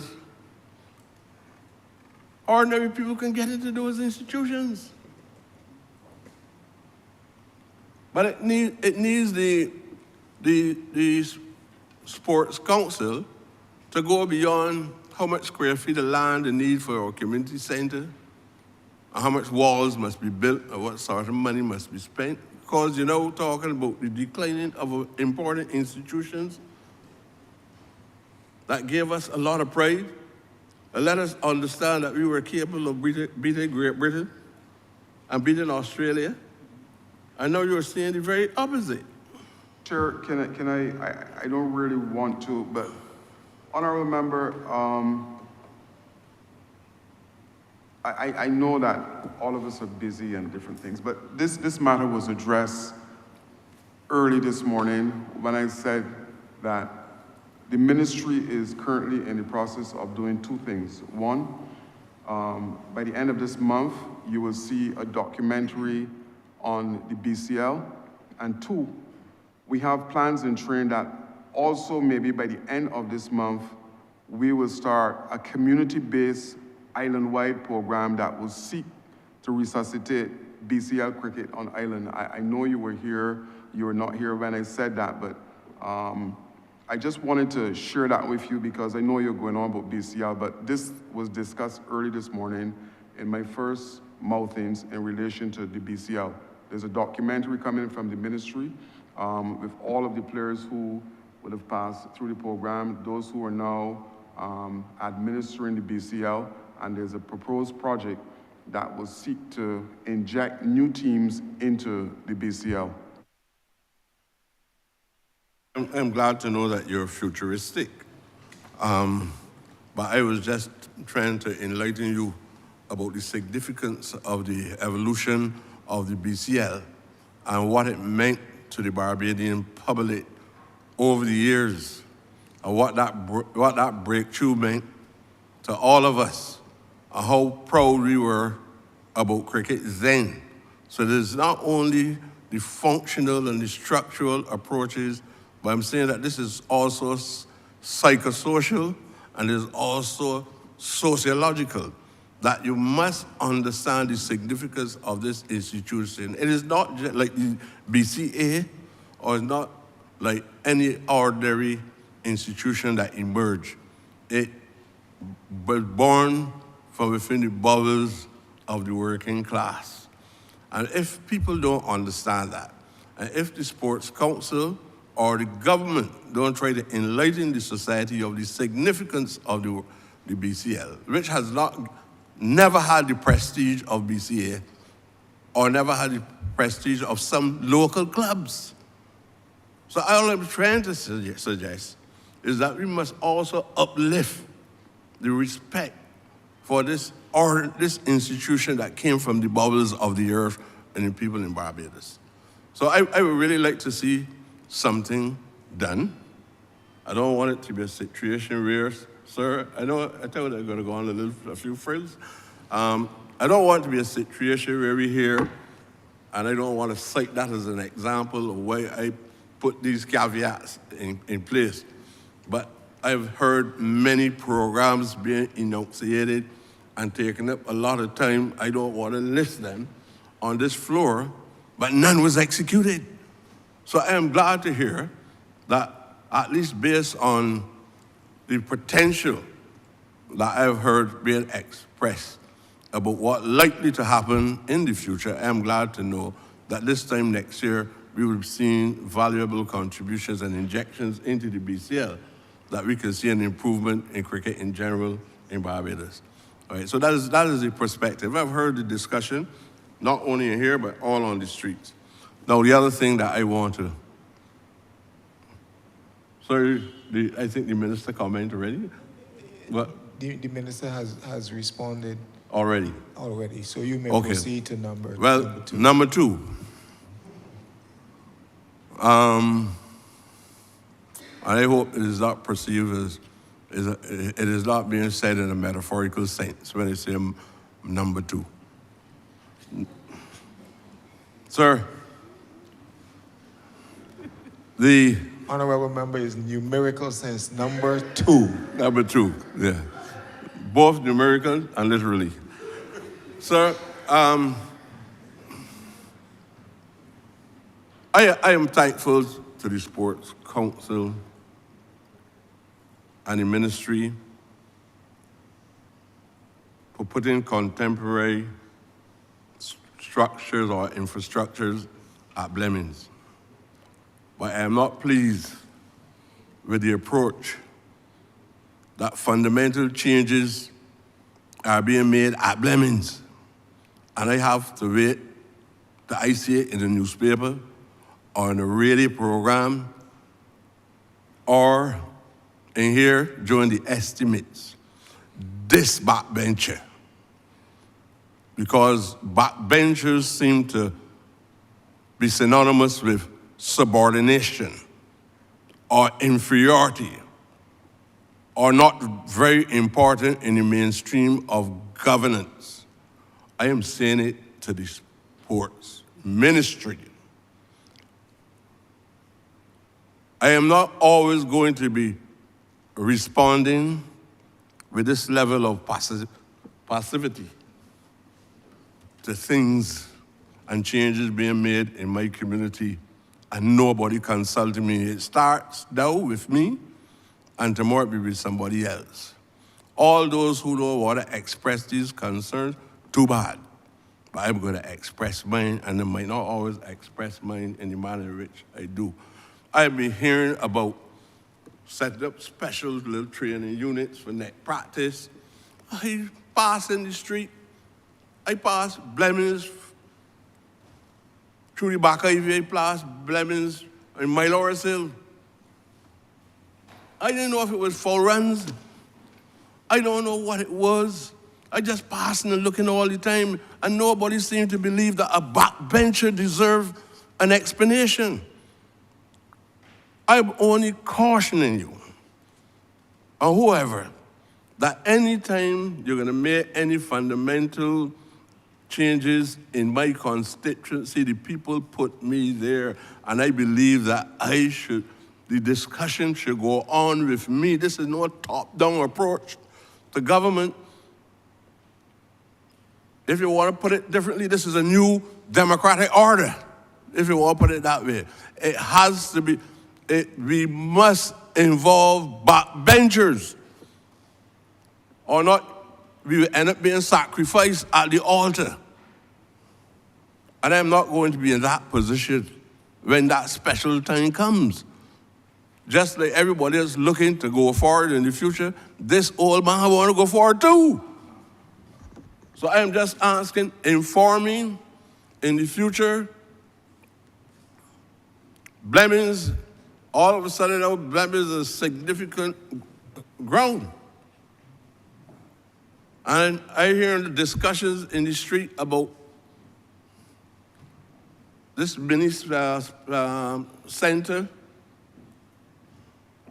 I hear discussions about improving the grounds for special things. I am no wiser. I can't be here, sir, for over 5 terms and listening to anybody telling me that they're doing this up by me and nobody consulting me. It ain't working. And if you want me to be a happy member of Parliament and want me to be cordial and not being seen as something acidic, speak with me, please. Speak with me. I don't want to come here and hear about these major developments. I can't say a word because the decisions have been made. I'm not against what is happening there. I am against not informing this representative. If the others want to operate in here and call themselves backbenchers, and the cabinet wants to make decisions, and anybody else from the top to the bottom wants to make decisions when it comes to St. Michael's, make the decisions, but include my voice, because my voice is the voice of the people of the Ivy, Liquid Village, by Lawrence Hill, all around there, Howells Crossroad, Martini. That is the area that I represent, and I need to hear about any developments in those specific areas. So, 2 questions. That's only 2 questions. Anyway, thank you very much, sir. I realize that people might be a little uneasy with me, so I prefer to just stay at 2. Honourable Member, on behalf of the Ministry, Sports Council, I want to apologize to you for not informing you about the work of the Ministry as it relates to the development at Blenheim. I will ensure going forward that any developments at that location that you receive correspondence indicating exactly what is happening. Thank you, Minister. I don't. So Winston.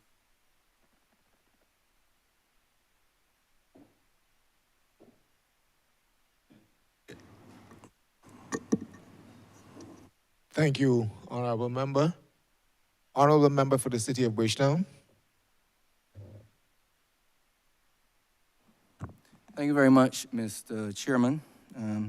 This is the first time speaking here for a while. I take this opportunity to thank Almighty God, my family, the people of the City of Bridgetown, my colleagues and wider Barbados for the well wishes and kind words, which I thought helped to bring me back to this place much faster than I thought it would. And with that said, I really want to get down to the questions, understanding the time, and I want to start with Edmonton.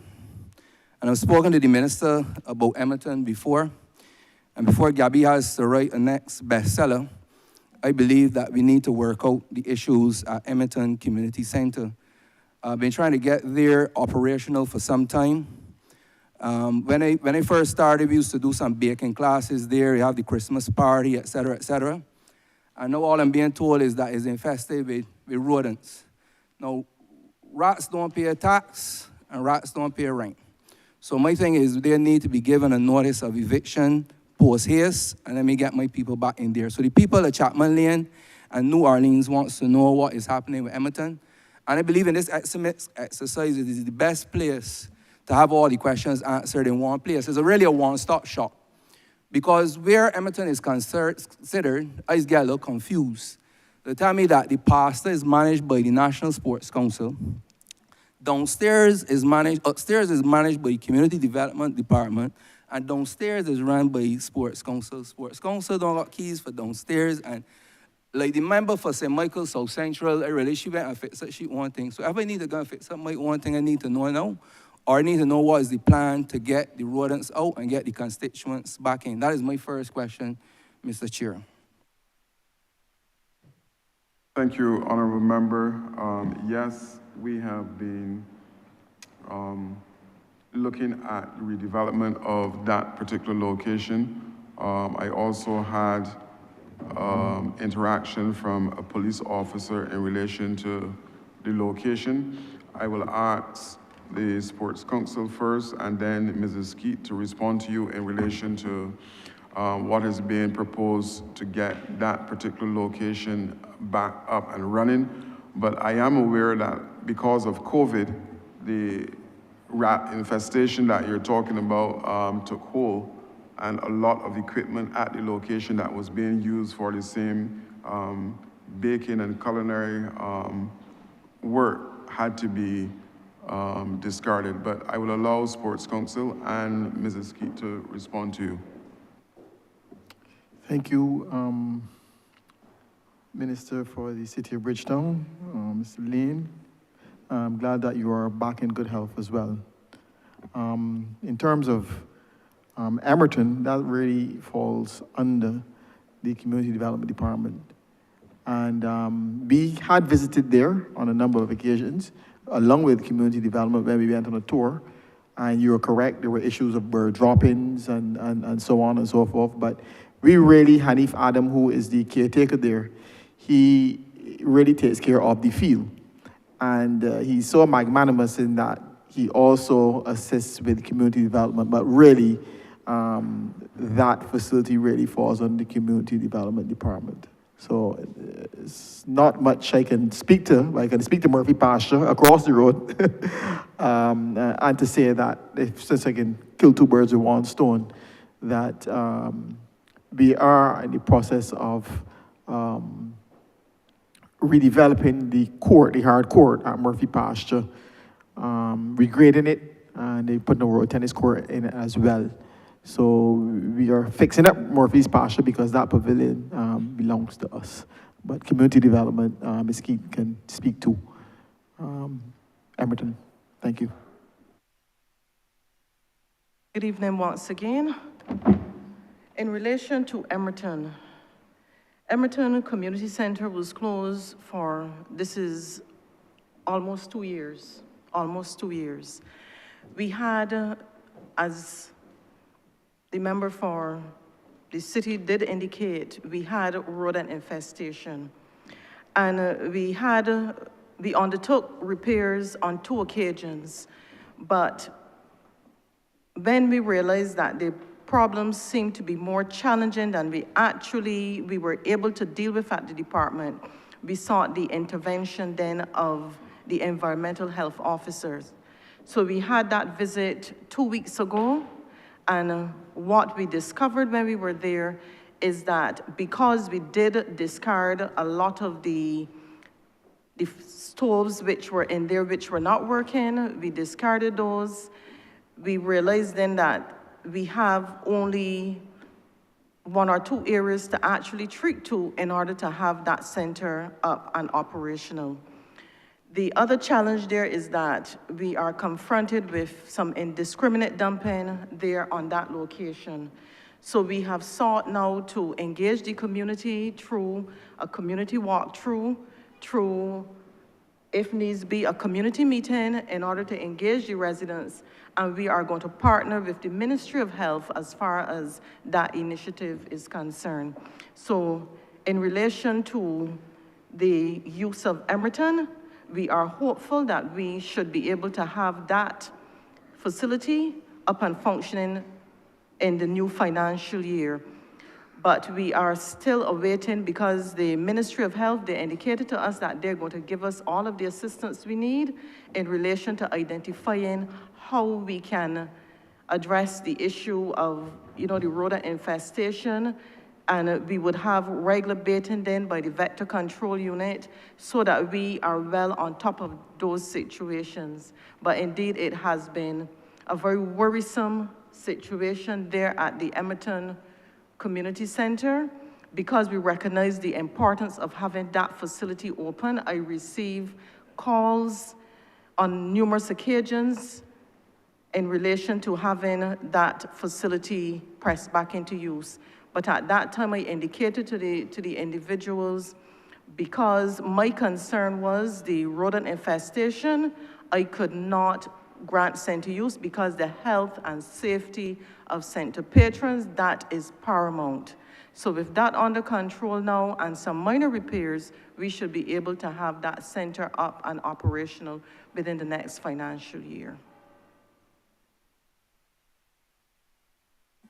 All right, thank you very much for that. And Minister, I know you would take lead on this, so I can be comforted by the Chief Community Development Officer and also the National Sports Council Director that things will proceed smoothly. So I will leave it at that, a need be, and hopefully it will not need to be revisited by either me or by the mighty Gabby.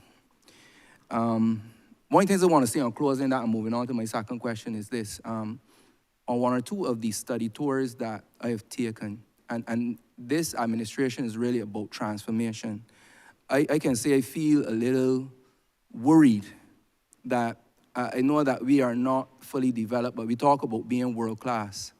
Some of the places I visit, I've seen they have these 4-story, 24-hour community centers, multifaceted, where you can have pull-out breachers, they can practice, they can have concerts, they can make money, they have areas for NGOs. I would like to see us move towards a new future, a new vision, to have greater vision. If we can be world-class, we have to have world-class facilities. Where we are right now, compared to where we need to be, I think that all in the ministry, all in the government, all representatives, all MPs should start to think about not just how we repair these road problems and this community center too small and this was an old bath, et cetera, but how do we get to the promised land? How do we get to what is the pinnacle that can serve the community and young people?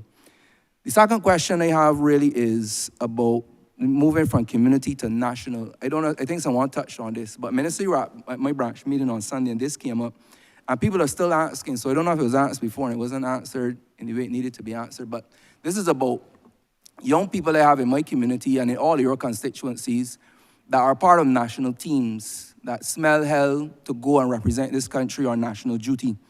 Or in preparation, they have to go into camp so they could gel, so they could represent, because we want to be here, we want to be proud, and we want to clap, and we want to get the silver. But it is take work and sacrifice to do those things. And I thought this was a matter that would have been settled before.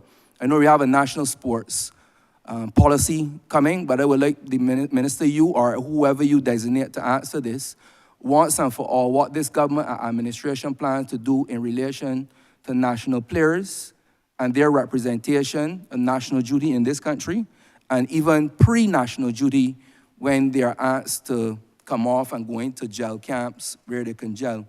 My greater concern is the fact that one of the parents that complained on Sunday, her son actually works at a government institution or a statutory corporation. So that is even more concerning for me. But Minister, I would like you to speak to that specific burning issue which would trouble all of us.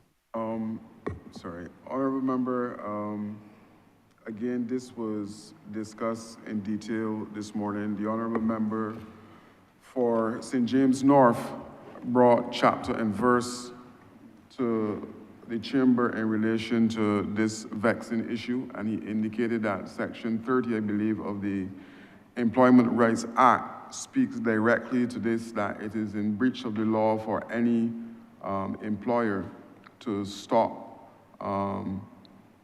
one of our national athletes, or sorry, to dismiss or fire one of our national athletes who is representing country off island. So the matter was raised this morning by the Honourable Member for St. James North, where he clearly articulated that it is in the law books that it is wrong and against the law to dismiss any national athlete who's representing country.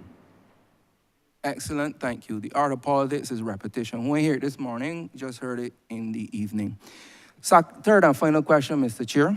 It goes to really and truly, where does the ministry go from here or after estimates? The reason I ask this question is as I go through the estimates, I see that you have quite a tight budget, but a lot of questions, queries, suggestions would have been raised over the few days. And the question is, Minister and your team, what is really your plan now to go back and to be able to restructure based on what colleagues have asked and where you've been challenged or where suggestions have gone? And one particular thing I want to insert there in terms of the ministry, where is the ministry at in relation to data collection and data analytics?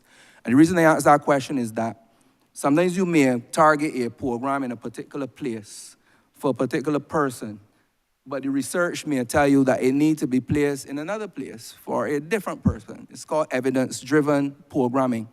So for me, where do we go from here, and what is the ministry's stance on data collection and data analytics to make sure that you have evidence-based programming in the right place for the right person at the right time?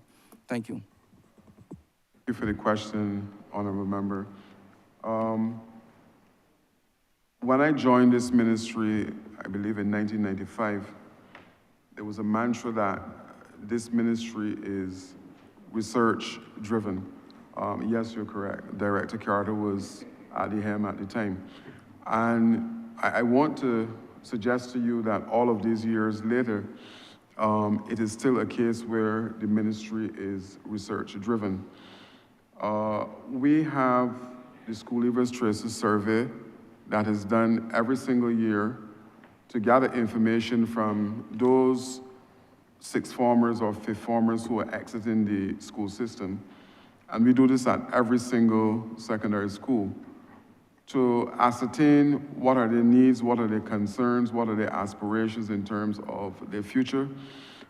We then look at that information, it is analyzed, and programs are put in place to ensure that some of the things that they would have identified are coming to fruition as a result of programming from the ministry. So that is standard as it relates to what we're doing in the ministry. The recent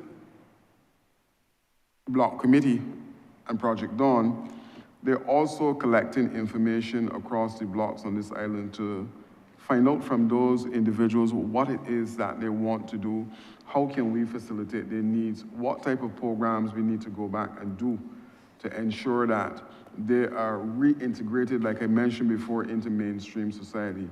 So the research aspect of the ministry is solid, it is in existence, and it will remain that way as it relates to programming. In terms of sports, there are a couple of projects, initiatives that we are looking to roll out that we believe can benefit our target population. At the facilities at Wildy, we're now in the process of doing a couple of things. There's the 400 track that should be started sometime in the new financial year. There's a badminton facility that should be started as well in the new financial year. If you go to the location, you will see that the beach volleyball facility is in the probably the final stages before we can bring that up as well. The ministry would have provided an opportunity for those youngsters who are involved in sports and need to showcase their talent maybe to a coach who is in the US or wherever. There's a portal at the National Sports Council where we can upload videos from those youngsters to send to a particular coach who would be interested in that. The ministry would have provided a wellness center at the Wildy Gymnasium for all National Federation members who are interested in engaging in strength development. So these are some of the programs, Honourable Member, that are coming on stream through the ministry to ensure that we stay relevant for the young people of this country. You would have heard about the summer camps program that is coming, the National Youth Captains program that is coming. So we are currently engaging in looking at what we can do to ensure that young people in this country remain relevant. We're rolling out cultural programs. You would have heard the Principal Youth Development Officer mention the digital project that had some persons, the camp where persons were able to win medals at NIFCA.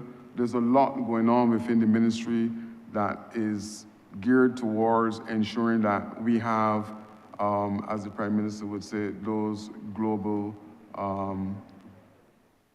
citizens. So there's a lot that is on the card for this financial year and going forward at the ministry. I hope that I was able to shed some light in terms of what we're doing in terms of research, follow-up, and new initiatives. Thank you. We share a lot, and we will continue to share a lot. We have some data that we will share with you, and hopefully you have some you can share with us in the program, National Crime Prevention Program, where we see where crime is coming from and where crime is occurring and from within the prison and so on. So we'll share that going forward. I just want to close by saying that for me, for 26 years, I've been an advocate for youth and youth work, and I've always asked for more. And Minister, I'm proud today for you and your team to say that y'all have brought more. I've always asked more from being a youth parliamentarian, and I believe that this country needed to reach at this stage where it is a good place and a good time to be a young person, and that is the story in Barbados today. Any critic can say anything. There's always room for improvement because unless you have perfection, there will always be room for improvement. So I want to close by congratulating the ministry sincerely, not just self-congratulation, but I want to congratulate the ministry on a fantastic job, particularly over the last financial year. And to say, closing, my sincere condolences to the team. I know what it is for morale and different things like that. I give you my sincere condolences from me and on behalf of the people of the city of Bridgetown. Thank you very much, Mr. Chair. Thank you, Honourable Member. Honourable Member for St. Joseph.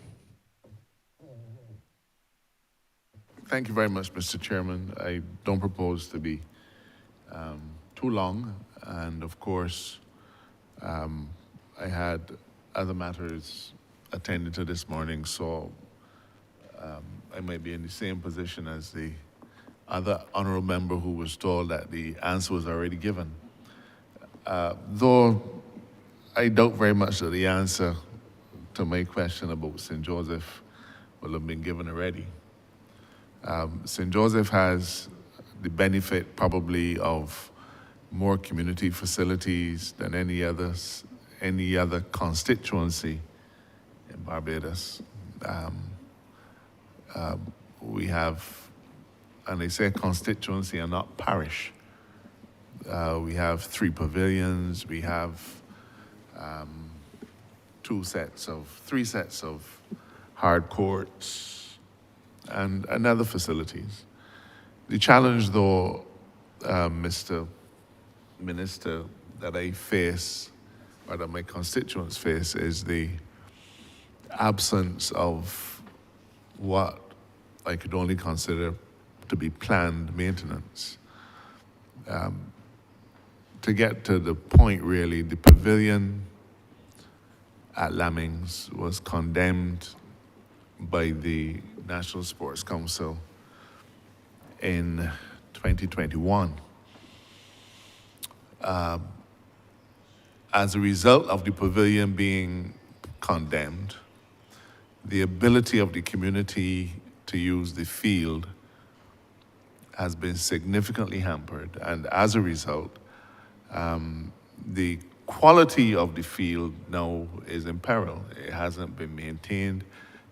One of the young men who used to be actively the groundsman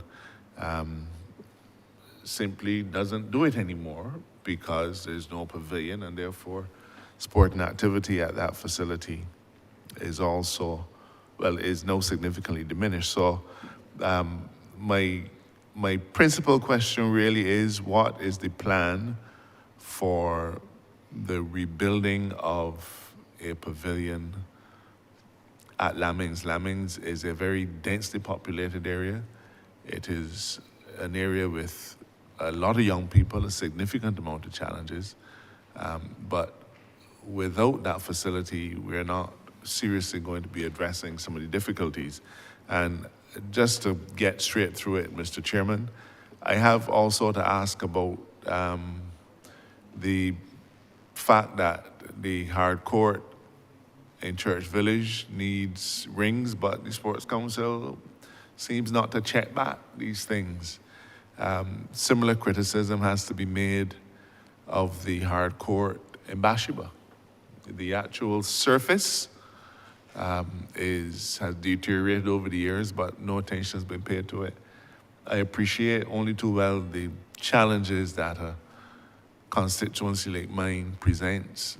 Rain falls every day, you have slippage and so on that compounds the difficulty. But we can't bury our heads in the sand. And I therefore raise this issue in the interest of my constituents who are very concerned at what appears to be a level of decay that is not seen in other places. Thank you for the questions, Honourable Member. So you mentioned Church Village. Where is that in St. Joseph? By the church.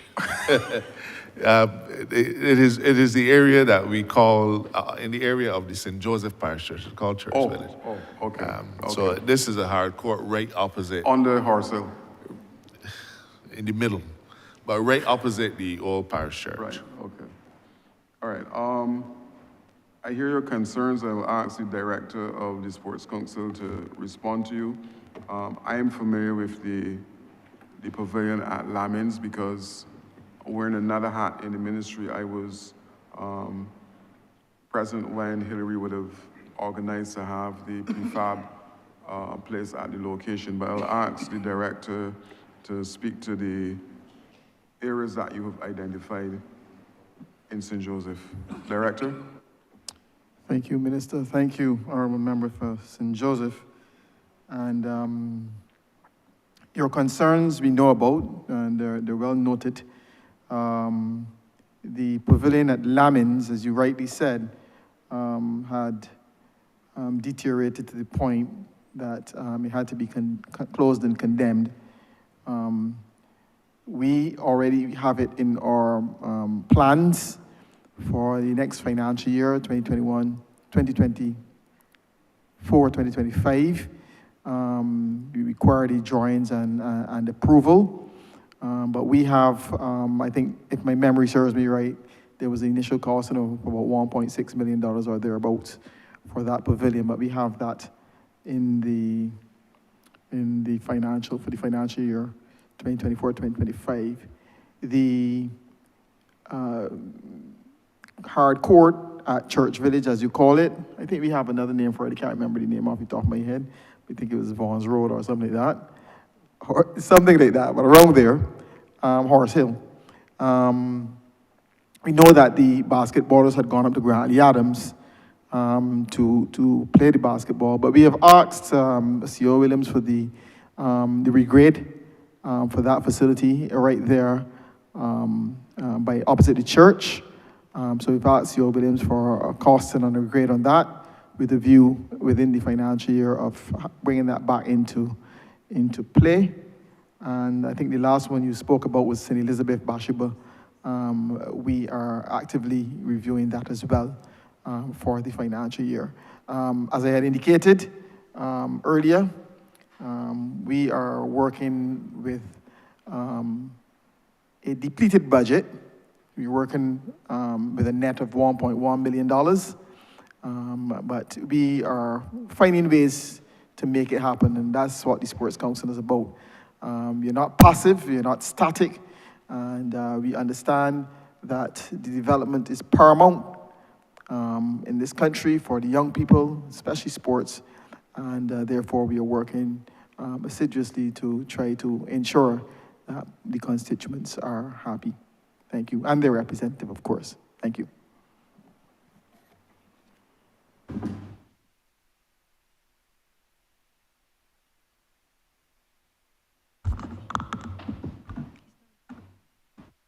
Honourable Member for St. Michael's Southeast. Thank you, Mr. Chairman. Pleasant good afternoon to you, Minister, and to your entire team. Let me say from the outset, I share a number of the similar concerns of my colleagues, albeit that perhaps my approach has been slightly different somewhat to the viewing of the Ministry of Youth and Community Development and Sports, in that I see the ministry as a facilitator, similar to the Ministry of Culture. It is not the savior of all things related to youth or sporting facilities or the solutions in terms of all of our issues within communities. I think it requires a thought that while the ministry facilitates, the responsibility of the businesses within communities to play a role in helping to develop sporting activities in these areas is an absolute necessity.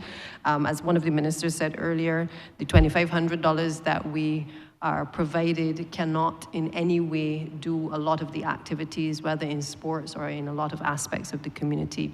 And therefore, the reliance is on corporate entities, on our own resources, on the government resources, but also on community development and sports to be able to help to facilitate programs that ministers and MPs would like to see within the community. Minister, I am often a critic, but I must say that I've enjoyed the relationship that I've had with your ministry, and this is even preceding you as minister. And maybe it is because I approach it as though we are partners, we are working together, we try to identify what the issues are, what the young people would like to do within the community. And I can say that with the introduction of, I think it is the youth development officers, St. Michael's Office has benefited considerably from a number of the programs that in the last few years have been offered to the residents of my community. And it has been able to impact in such a way that, I mean, there are so many programs now that I see young people participating in. In particular, the Parkinson Resource Center, which was redone by the Maria Holder Trust in conjunction with the ministry, is now a hive of activity once again. We had a lot of concerns because this community's facility was one certainly that for many, many years was a hive of activity. And then once the repairs were needed and they'd been left abated for a long time, once that was done, we're starting to see now the uptick in activities there. And I do appreciate the support that has been given by your ministry in relation to that facility. I am mindful, Minister, that, you know, all of us, all 30 of us in here will ask questions regarding specific, more parochial matters. So while I boast of the Parkinson Resource Center, I'm mindful that in the constituency I have other facilities as well that I believe are not as equally attended to. And I want to raise one which I would hope that you or your team can respond to, the Meadow Road facility. It is a facility quite near to the Stokes and Brighton Stokes area in Wildy. In the last year, I believe, the facility was closed for renovations to take place. We'd been in discussions in relation to a corporate entity with an interest in being able to help to develop that particular space and to help to build out a new facility. And I just wanted to know, for the benefit of the residents of St. Michael's Southeast, where are we with that particular proposal? Because while I know that you are actively working on it, it has been almost over a year, and we have not actually had the use of the actual pavilion at that location. The field, you can use the field, but I think that while the process has to take place to acquire the permissions, a community obviously has nowhere to really engage in competitive sports or to be able to use an actual recreational space on evenings, whether young people or elderly. And so I would like an update as it relates to this year's estimates and whether provision has actually been made to take into account the upgrade of the Meadow Road facility in Wildy. Thank you for the question, Honourable Member. I will ask the Director to respond to you. Thank you, Minister. Thank you, Member, for the constituency of St. Michael's Southeast. Indeed, you spoke to the NSCS facilitator, but over the last year, you have been at the vanguard of being the facilitator between the National Sports Council and the residents. I remember a couple of evenings where we met with the members of the constituency regarding the same pavilion, and including some very young children there who were gung-ho about some of the sports they wanted to engage in, boxing and so on and so forth. And we have had drawings there at the facility. We have sent those drawings to the Planning and Development Department for approval. We haven't gotten them back as yet. But what we will see there is an enhanced facility which will have both sporting and entrepreneurship as part and parcel of its makeup.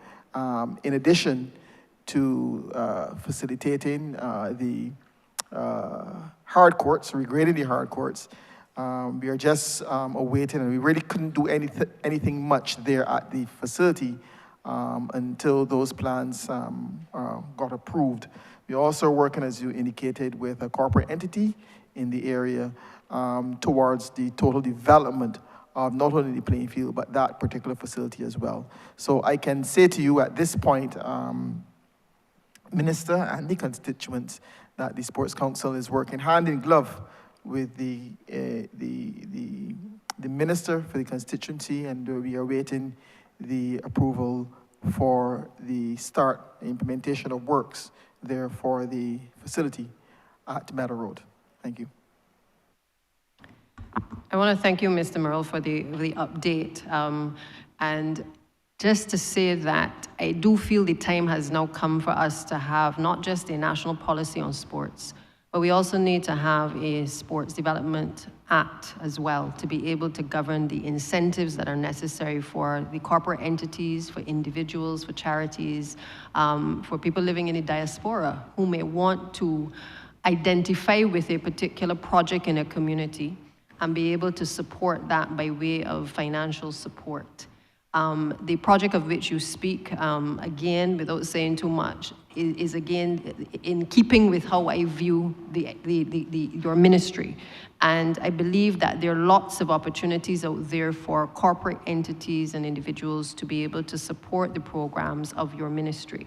But what may be required at this point is perhaps as you move towards having the actual legislation put in place and drafted, which I know will take some time, maybe having a dedicated officer who starts to look at the types of projects that could perhaps be of interest to persons wanting to invest within communities.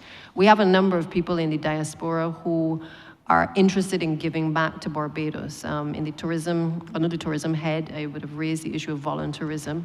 And that is an area as well that I think can also benefit the Ministry of Sports and certainly youth in terms of the identification of projects which may be of interest to people. It is a concept, I think, that it can work for education, and we've done a lot of work with the diaspora in education with the volunteerism. We've also seen the benefits of it in tourism. And I would urge you to start to explore perhaps identifying a number of the projects that are across various constituencies that you would want to engage in, and perhaps engage more with these individuals and companies to see if they are interested in matching what government is doing. Because there is no way that we will be able to achieve the wish list that we all have in this space for the development and the future development of sports in this country. But I think the sports development incentive legislation would be a good starting point, and it would help to build on what you currently have in terms of an actual framework and policy for sports in this country as well. The other area, Minister, that I would want you perhaps to touch on is the concept for the Map Hill Pavilion. Because again, this is one of the older pavilions. I am pleased to say that I am the product of a legacy in St. Michael's Southeast, where my father, who was a former Minister of Sports and representative for the community of St. Michael's Southeast, heavily invested in the entire sporting discipline. And the name Bradshaw became synonymous with every sporting activity and discipline across that community. So whether it was football boots, whether it was basketballs, whether it was the erection of lights across the constituency, my father would have been at the forefront of that. And I believe that the Map Hill Pavilion, which is what I consider is the center, is like a mecca in the country. It serves not just St. Michael's Southeast, but it serves the St. George area. It also serves the St. Philip area as well, because everybody uses that particular field. It has been well maintained over the years, and I do feel that the time has now come for us to be able to develop that and to its full potential. And I would want to hear whether you have any plans for that facility. I know the stadia was it was identified for one of the mini stadia, but I would like to know what is the status of those plans for this financial year. Okay, thank you for the question. Director, can you respond, please? Thank you, Minister. Yes, we had a concept proposal that we are looking at in terms of Map Hill. We have not included it, though, in the next financial year, but we will work to see how we can build out that concept into something more meaningful as we approach the following financial year. But we will, that concept had a lot of things in it, swimming pools and so on and so forth. But we didn't include it this year, but we will look during the interim period to see how we can look at having an implementable project going forward. Thank you. Thank you. And just lastly, just to follow on from the honourable member who spoke prior to my joining the session. As it relates to maintenance, I think we've heard a lot about the maintenance of the facilities generally in the course of this discussion on the head. And I hear the plans that are in place for the maintenance of the facilities. And this is more perhaps not so much of a question, because I think we've exhausted what you're doing in terms of maintenance. But it's more by way of comment. I think we have reached that point where across ministries, we have not been very good at addressing the issue of maintenance. As Minister of Public Works, I can tell you, I have had my own challenges, and I've made it very public what those challenges have been from time to time. But I do feel that given all of the concerns that have been raised here and that are raised almost every year in relation to the estimates under this head, perhaps that time has now come for us to, in a sense, outsource a lot of the works that we have heard are of concern to communities. And in so doing, being able to have the ministry provide more oversight over the persons that are engaged to be able to do the facilities management of the facilities. It is difficult, I know, because in many cases you don't have the resources to be able to do all of the 30 MPs who are calling on you constantly. But I think that we've seen the benefits certainly in roads, being able to do some of the outsourcing and to have the ministry staff provide oversight. And I think that the time has now come for us, not across every single ministry, but I think there are key ministries where we may get a better outcome across the maintenance of our facilities if we are able to rationalize the existing staff and allow them to oversee, set the specifications for what is required across each community, and then work systematically to be able to have those plans unfold. Of course, that requires resources, but I think once you're able to streamline, the plans that you've outlined, Minister, I think would be far more effective if there is a dedicated team that is simply looking at the maintenance of the structures across the communities. You have introduced what you term the center management. We've benefited from it in St. Michael Southeast. The community residents get involved in actually running the facility along with community development officers. And that, for the most part, has worked well. But I think we need to now expand that as well to allow persons to become more involved in making these facilities, not just 24 hours, but as long as they possibly can be open to facilitate the elderly and young people across the communities. So I, again, commend you. I know it's been difficult for this ministry as well. This government has had to focus considerably on, keeping the economy stable. And in many cases, we've not been able to focus heavily on the area of sports or community development.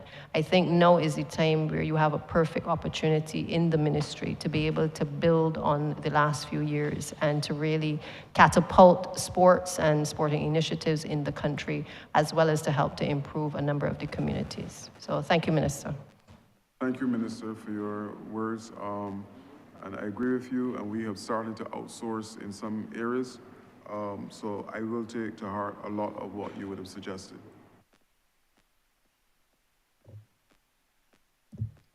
Honourable Minister, you would have your opportunity to wrap up after you have responded to these questions which I'm raising on behalf of the constituency of St. Thomas, since their MP is not in a position to do so. First, and I'll say all three one time. The first query is with respect to the social center at Rock Hall, St. Thomas, which was taken out of operation in 1987 for the facilitation of construction of District D Police Complex. The residents there now have no facility, and a report on update, a status report is being requested as to what is happening there. In addition, Hill House Center at Dunscombe Hill.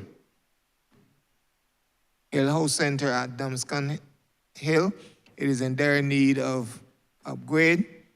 It facilitates several residents from Canefield and Spring Farm and Pori Spring, et cetera, And there is a request, this third one, for lights at the Holy Innocents Pavilion with respect to when you are constructing the mini stadium. Honourable Minister, you may respond, and immediately after you respond, your response, you can do your wrap-up and move the head. All right, thank you, Chair. In relation to these questions, I will ask Mrs. Skeet from CDD to look at or speak to the Rock Hall and the Dunscombe issue, and Mr. Matthias to speak to the concern at Holy Innocent.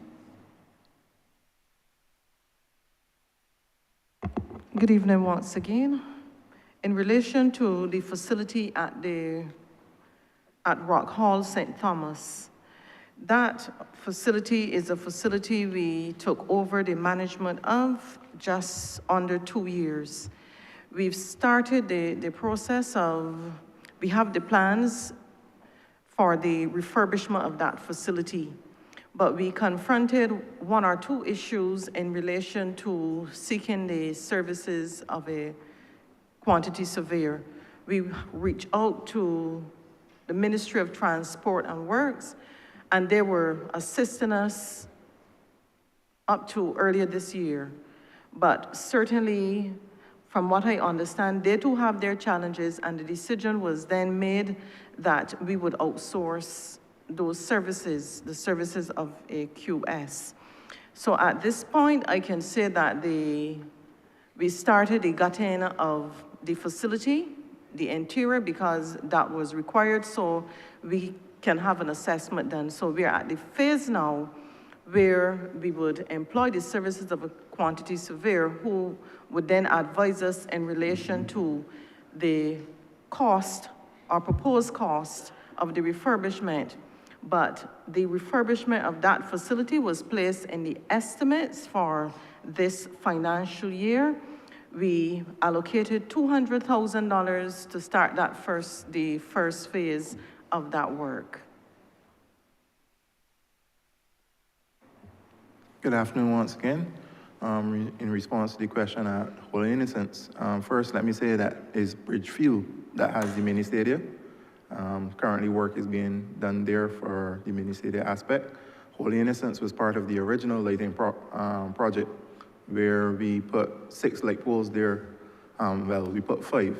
The 6th one was being put in place, and the cricket team had requested a meeting where the honourable member who's not here would have facilitated that meeting, and an agreement was made where we will try to shift that 6th pole off site, which is land that the Sports Council does not own.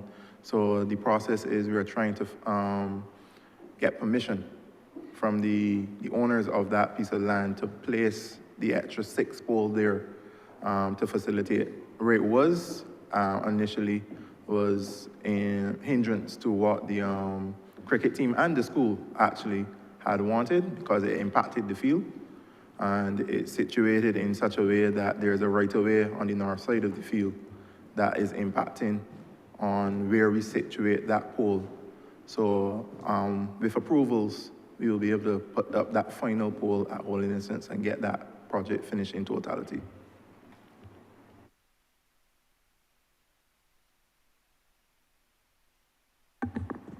Chair, on Friday, when I started this, I said that I had a story to tell.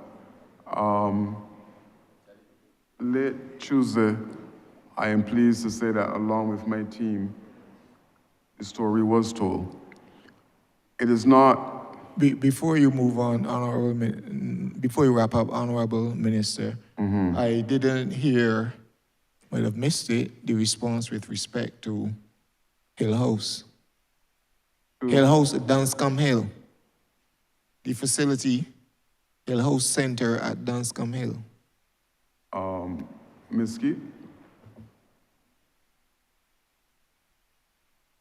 In relation to the Hill House project, that was, from what I gather and from the research, that was a private facility really donated to a group there. We had discussions, I think that was 2 years ago, but I have not seen from the Community Development Department, I have not seen a request, or a request was not submitted in relation to any financial assistance or any type of funding for the upkeep of that facility. But certainly, if, like with all of the others, all of the other requests, if that is a request coming from the Member of Parliament for St. Thomas, the Community Development Department, we would certainly see how we can address that. Thank you. Honorable Minister, you may proceed with your wrap-up. Thank you, Chair. As mentioned before this story was told, it is evident from the submissions, the questions that came from the honorable members, that they too had a story to tell in relation to the function of the Ministry of Youth, Sports and Community Empowerment. Our goal, Chair, is to empower our young people to build a cohesive society through full involvement of the youth and communities, and I think that we're well on our way to doing that.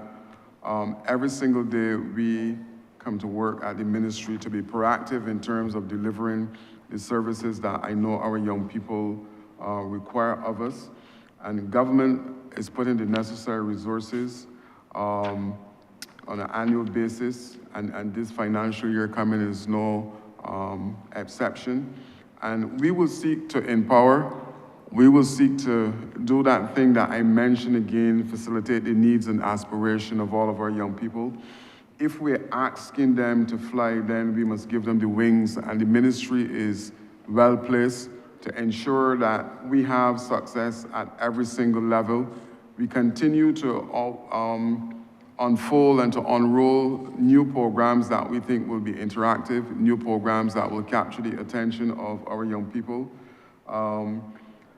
It is interesting, like I said initially, that I had a target for the next financial year that we now have to revisit in terms of the number of people that we will seek to train in the ministry in various disciplines.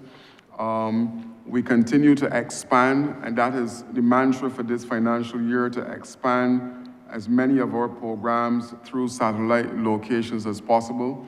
So I look forward to new things, scaling new heights, bringing new initiatives to the young people of this country during the financial year 2024-2025. With that, Chair, I beg that Head 91 stand par. The question is that Head 91 stand par. All honorable members in favor, say aye. Honorable members against, say no. Methinks the ayes have it. Honorable Leader of Government Business. Mr. Chairman, I beg to move that you do not report progress to Her Honor, the Deputy Speaker. The question is that I do not report progress to Her Honor, the Deputy Speaker. And ask for leave to sit again. All honorable members in favor, say aye. All honorable members against, say no. Methinks the ayes have it.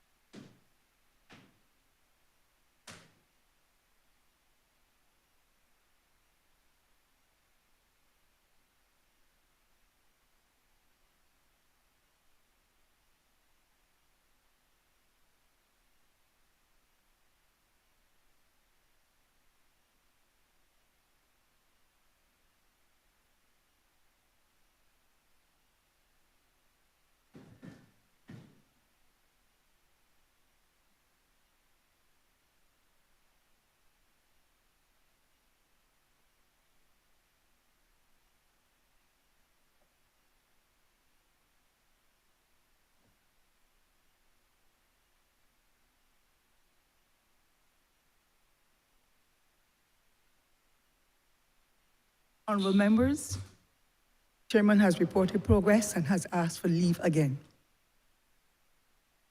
Honourable members, beg your pardon, ma'am. Thank you, ma'am. Honourable Leader of Government's Business. Thank you, Madam Deputy Speaker. I beg to move the suspension of the House until tomorrow, the 13th of March at 9:30 a.m.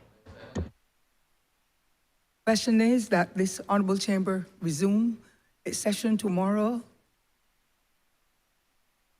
be suspended until tomorrow, the 13th of March at 9:30 a.m. Honourable members in favor, please say aye. Those against, please say no.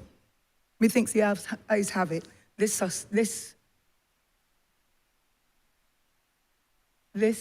session stands suspended until tomorrow, March the 13th at 9:30 a.m.